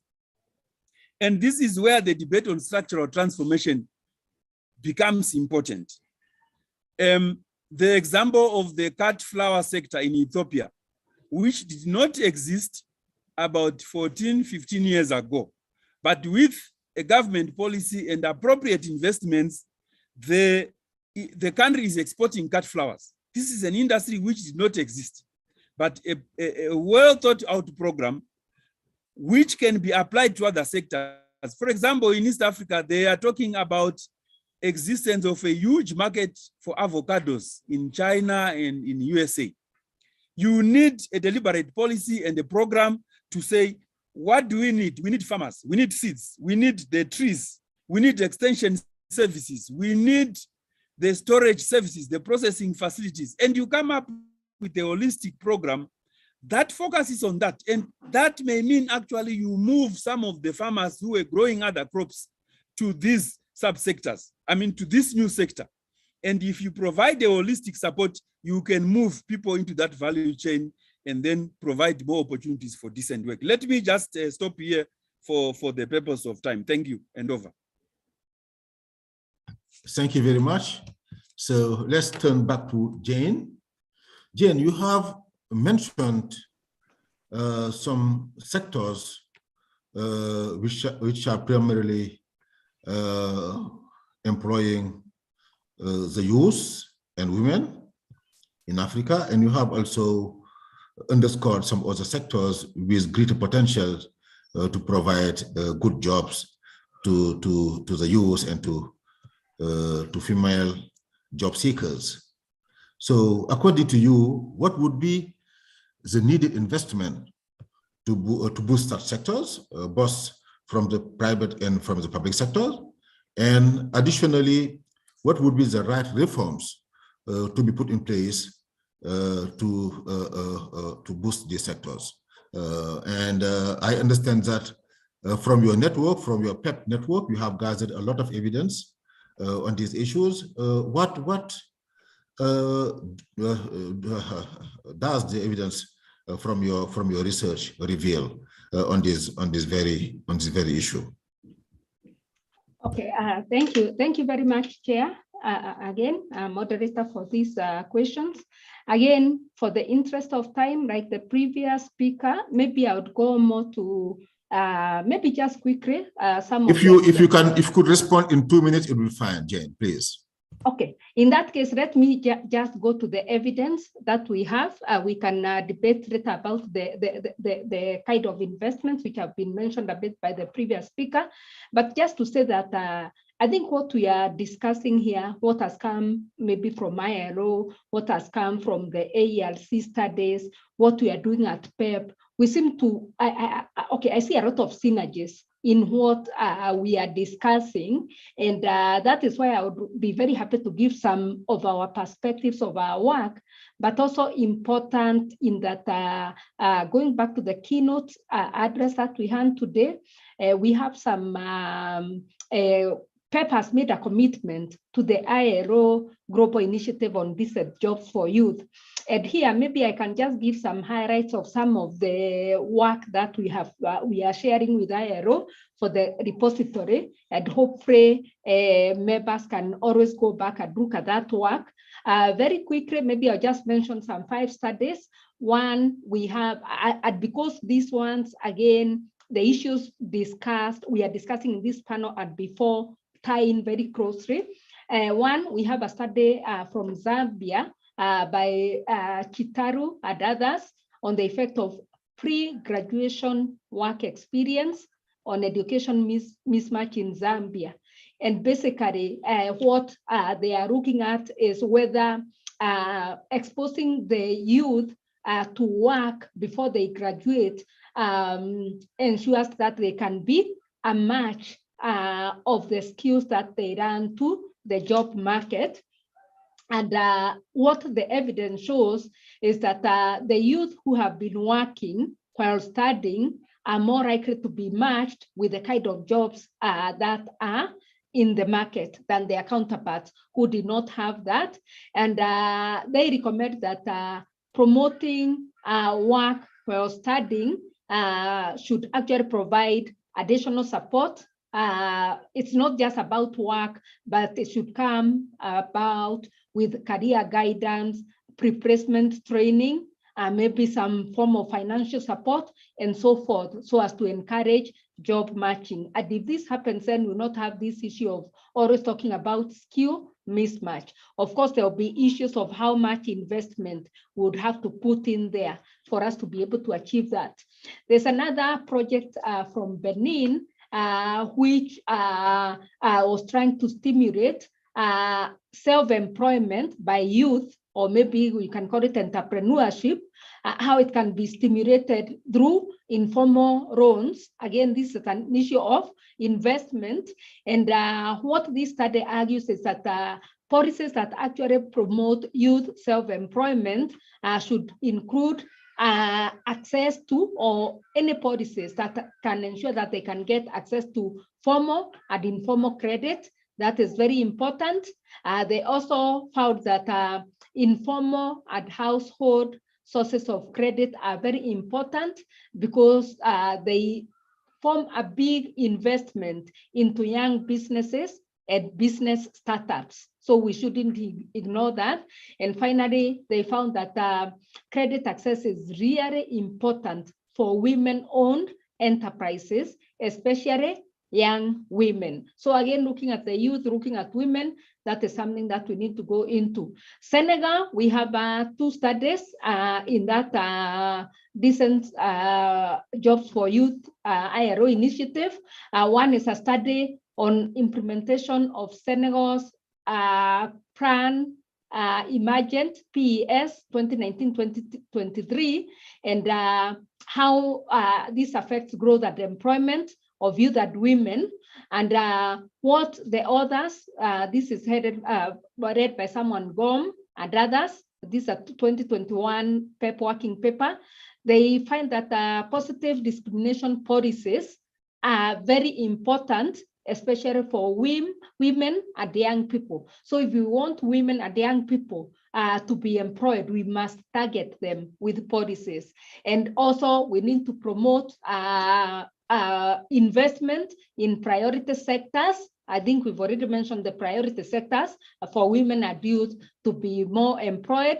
And then finally, they argue that these PES strategy for Senegal should be accompanied by by wage subsidies for women and the youth, so that they can improve the situation of the labor market in Senegal. Then another one in Senegal is looking at public policies and the labor market queue in Senegal by Mendy and others. And what they argue is that if we invest in sectors where women and young graduates work, and specifically for this case, it's a civil engineering, hospitality, and catering industries, this would actually reduce the duration of employment for graduates and women in Senegal. Then Ghana, there's one on fertilizer subsidy, was I think alluded to by the previous speaker, and the effect of this on growth, productivity, and employment by Idrisu and others. And they argue, or they show, that the fertilizer subsidy in Ghana actually boosts GDP growth, increases crop production, and reduces unemployment, and that will affect both women and children. Then finally, we have we have two, maybe one from Ethiopia, one from Botswana. Ethiopia one by Ketema et al. 220 paper, and this one looked at the effect of financial inclusion on employment among young people in Ethiopia. And basically what they are arguing is that if we promote financial literacy, if we adjust the cost of borrowing at repayment periods, if we improve support for informal financial service providers, and if we introduce technology, then we can increase youth self-employment. And for Botswana, finally, they look at how we can tackle youth unemployment crisis, and what they fight is more or less the same issues. Then you have, sorry, you have taken already 6 minutes instead of 2. All right, fine. I can stop there. But the idea of Botswana is tackle discrimination and ensure industry and training institutions are in tandem. Thank you. Sorry for that. No worries. Thank you very much. My next question will be to Damien. Damien, many people point to the lack of structural transformation as a main explanation of Africa's jobless growth and the resulting challenges used in particular in women, encounter in finding a job. What would be your take about that? How do you think structural transformation might be made work better in order for African growth to be also job creating? What's your take on that? Ok, merci, Monsieur le Président. Je pense que, évidemment, vu l'expérience que nos États ont eue avec des niveaux de croissance qui n'ont pas boosté l'emploi, aujourd'hui, en recherchant une plus grande transformation structurelle, on va donc déboucher sur des secteurs à haut niveau de productivité. Et donc, on va quitter plus le secteur agricole de faible productivité vers les secteurs industriels et vers les secteurs des services où le niveau de productivité est plus élevé. Donc, c'est dans ces nouveaux secteurs en vogue qu'il y aura plus d'emplois. Maintenant, la question est de savoir comment est-ce que nos États accompagnent cette transformation structurelle de nos économies. Quelles sont les mesures que nos États prennent pour donc accompagner cette transformation structurelle, pour soutenir cette transformation structurelle qui doit donc déboucher sur des créations d'emplois massifs. Évidemment, nos États ne sont pas restés les mains vides. Il y a eu des propositions, il y a eu des mesures de politique économique qui ont été mises en œuvre, mais qui malheureusement ont aussi connu des limites sur lesquelles nous reviendrons donc pour voir comment est-ce qu'on peut relever ces limites et faire mieux. D'abord, nos États, pour accompagner donc la transformation structurelle, ont réviser régulièrement le code des investissements. Le code des investissements, et nos États ont essayé de rendre le code des investissements dans nos économies de plus en plus concurrentiel, de plus en plus incitatif, pour attirer plus le secteur privé, pour attirer plus les investissements directs étrangers et les investissements nationaux également privés dans nos économies afin de soutenir la transformation structurelle en vogue. D'autres États ont créé même des régimes spéciaux. Et je donne l'exemple des zones franches ou bien des zones, des zones préférentielles commerciales, juste toujours pour booster l'investissement direct étranger et donc permettre à ce que dans le secteur de l'industrie et dans le secteur des services, on puisse avoir donc des capitaux étrangers. Et d'autres États sont allés même jusqu'à réviser la loi du travail. Nos États ont, disons, pris des mesures qui ont rendu plus flexible la loi du travail dans nos États pour favoriser donc toujours la création d'emplois.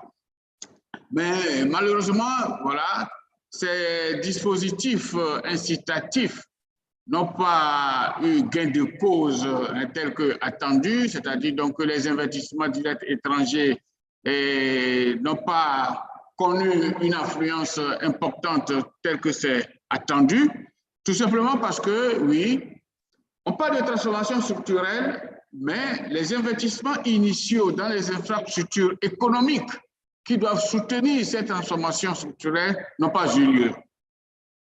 Et tout de suite, on va citer le cas des problèmes, des déficits que nos États ont en matière d'énergie, les déficits que nos États ont en matière de transport, les déficits que nos États ont en matière de télécommunications. Ça, ce sont des déficits qui n'ont pas, ou bien qui ont découragé les investissements étrangers et qui n'ont pas permis d'accompagner vraiment de manière significative la transformation structurelle. Alors aussi, ce qu'on peut relever comme blocage dans l'accompagnement de cette transformation structurelle, c'est cette notion de partenariat public-privé que certains de nos pays ont également choisi, donc pour certains des investissements lourds, pour certains des investissements lourds, peut-être dans les transports, dans l'énergie, dans les télécommunications, mais dont nos États ne maîtrisent pas de manière convaincante, voilà, les contours. Voyez-vous. Donc, beaucoup de nos États qui ont affiché cette politique de PPP ont eu du mal à cerner les contours du partenariat public-privé et il y a eu beaucoup de difficultés pour nos États donc de porter très loin cette nouvelle politique de PPP. Donc, ce qui fait que la transformation structurelle doit être entretenue autrement et davantage pour donc assurer plus de création d'emplois pour les jeunes et pour les femmes. J'insiste même sur le fait qu'il y a eu dans nos États, dans nos pays, des mesures de sorte à dire donc l'accès même au marché public. Damien, il faut peut-être conclure à ce niveau-là, s'il vous plaît. Oui, l'accès au marché public, qu'il y ait une proportion garantie aux jeunes et aux femmes. Mais bon, étant donné que les jeunes n'ont pas assez de ressources, donc ça aussi a échappé aux jeunes et aux femmes. Donc voilà, Président, ce que nous pouvons dire sur cette question. Thank you very much, Damien. Now I'm turning to Jealous. Jealous, we can see that many African countries have responded to the challenges the youth and women are facing in order to access jobs by providing more training, vocational training in particular, and also supporting youth entrepreneurship interviews, youth and women entrepreneurship interviews. What would your assessment of such policy? And do you think these policies are enough, or do you find they could be supplemented by additional policies. And please, could you respond in 2 minutes, because we are really behind schedule. Okay, thank you. Let me refer to the ILO actually answers your question in full. It was a report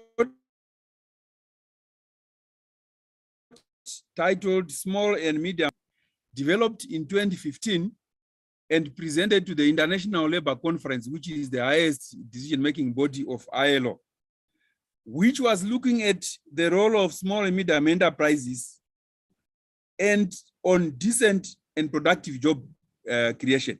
And it was looking at the global evidence using rigorous impact evaluation methods, randomized trials, control and treatment groups, quasi-experimental approaches, and so on access to finance and entrepreneurship, which is what many governments do, entrepreneurship training, business environment reforms, which is what many governments do in Africa, as you mentioned, skills development, value chain development, and so on.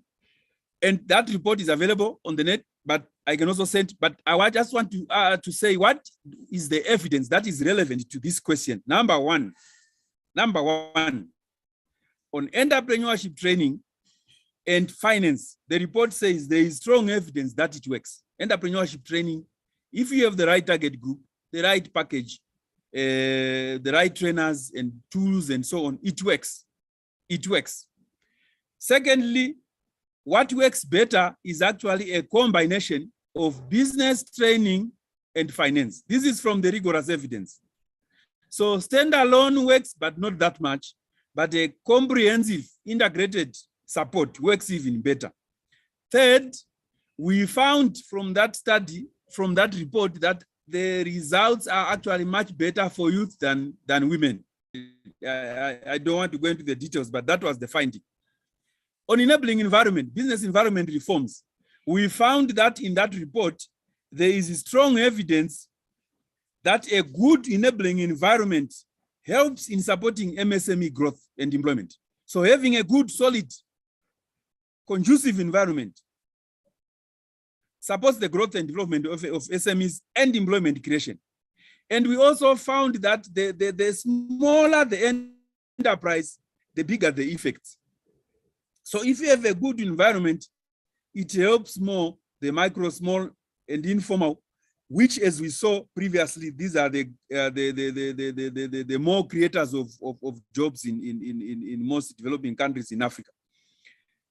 Also on enabling environment reforms, we found in that report that the business entry reforms on their own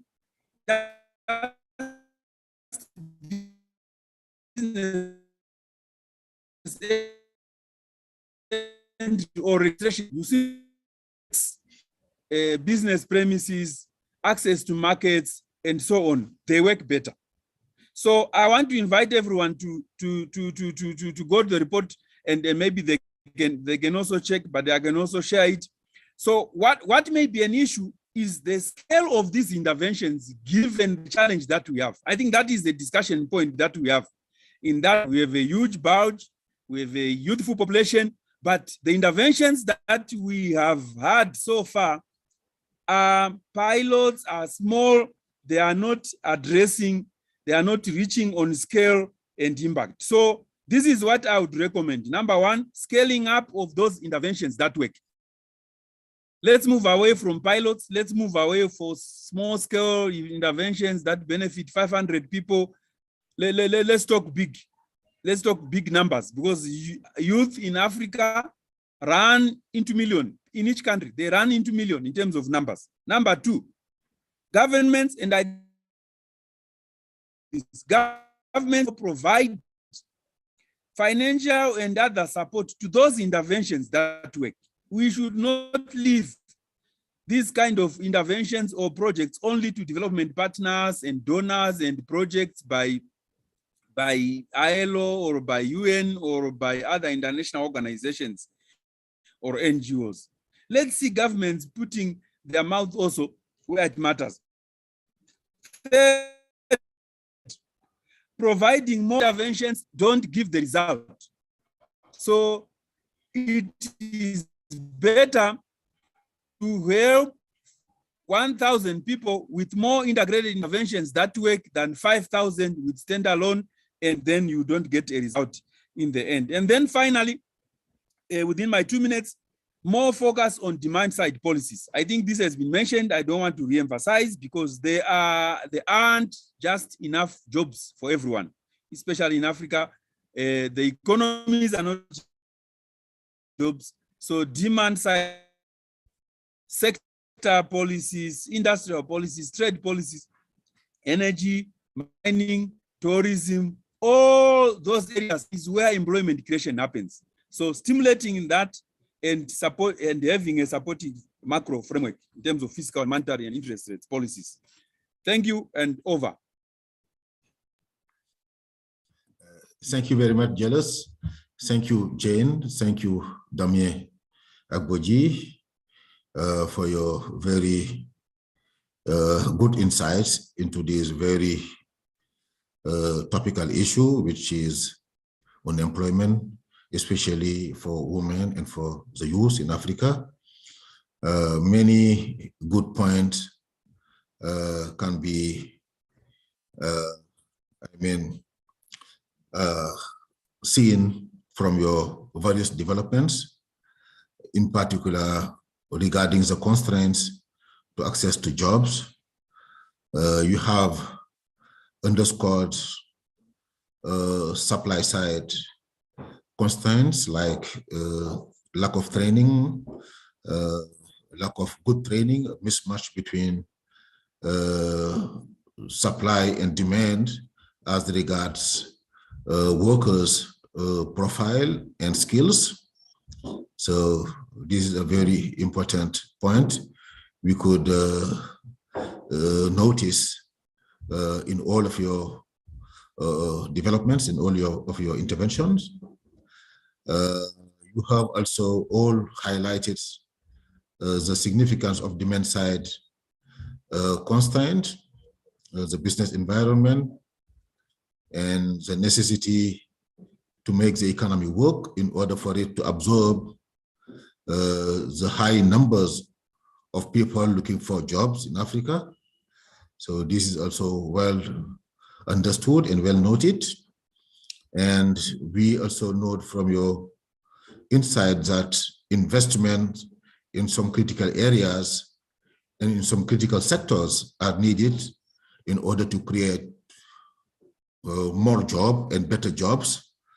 You have also mentioned reforms and the necessity to support value chains in order to create good and better jobs. So the debate is going on. We have taken note of all the references you have shared with us.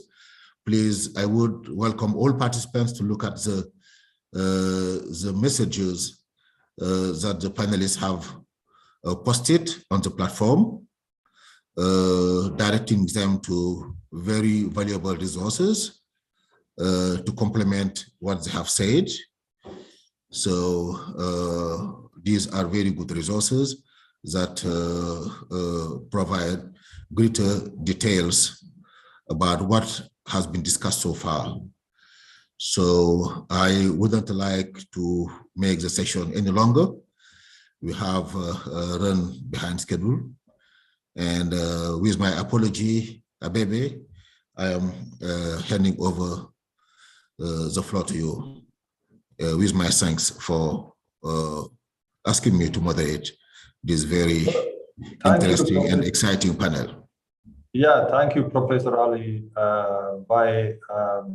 Honestly, we have come a long way in this project. We are very grateful for the leadership you have displayed throughout the lifetime of this project. And everyone from ARC Secretariat also, I'm thankful for those who have led this project our colleague, Dr. Diana Mche, the research manager, who is at the helm of this from outside in organizing this regional policy forum. I'm very thankful also to ILO with a wonderful representation both in the panel and at the same time keynotes. So we are all grateful. I'm closing this meeting on behalf of our Executive Director in Njuguna Ndungu. Maybe with a couple of, maybe 3 points just for us as a takeaway. One is the effort we have done in this project is probably one of the most challenging ones, but also the most precise question any policymaker in Africa would be asking: where should I be looking for sectors that can create decent, secure, and sustainable jobs?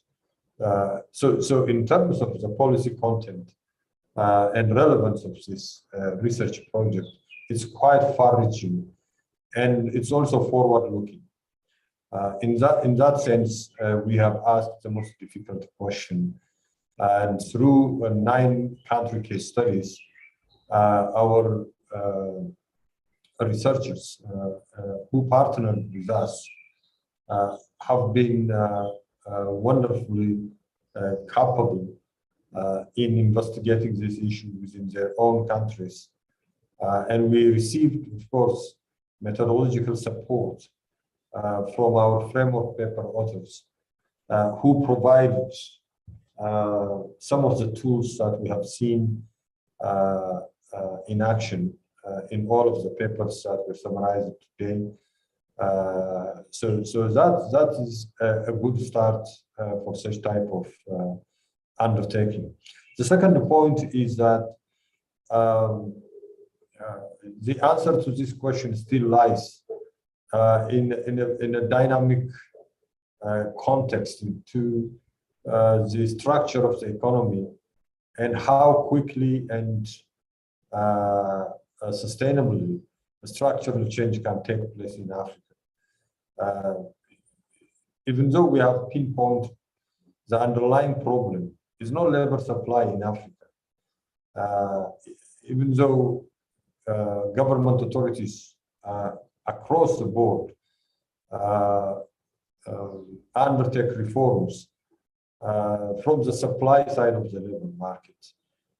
They engage in active labor market interventions such as upgrading training, providing credit, access to credit, access to entrepreneurial opportunities, and various,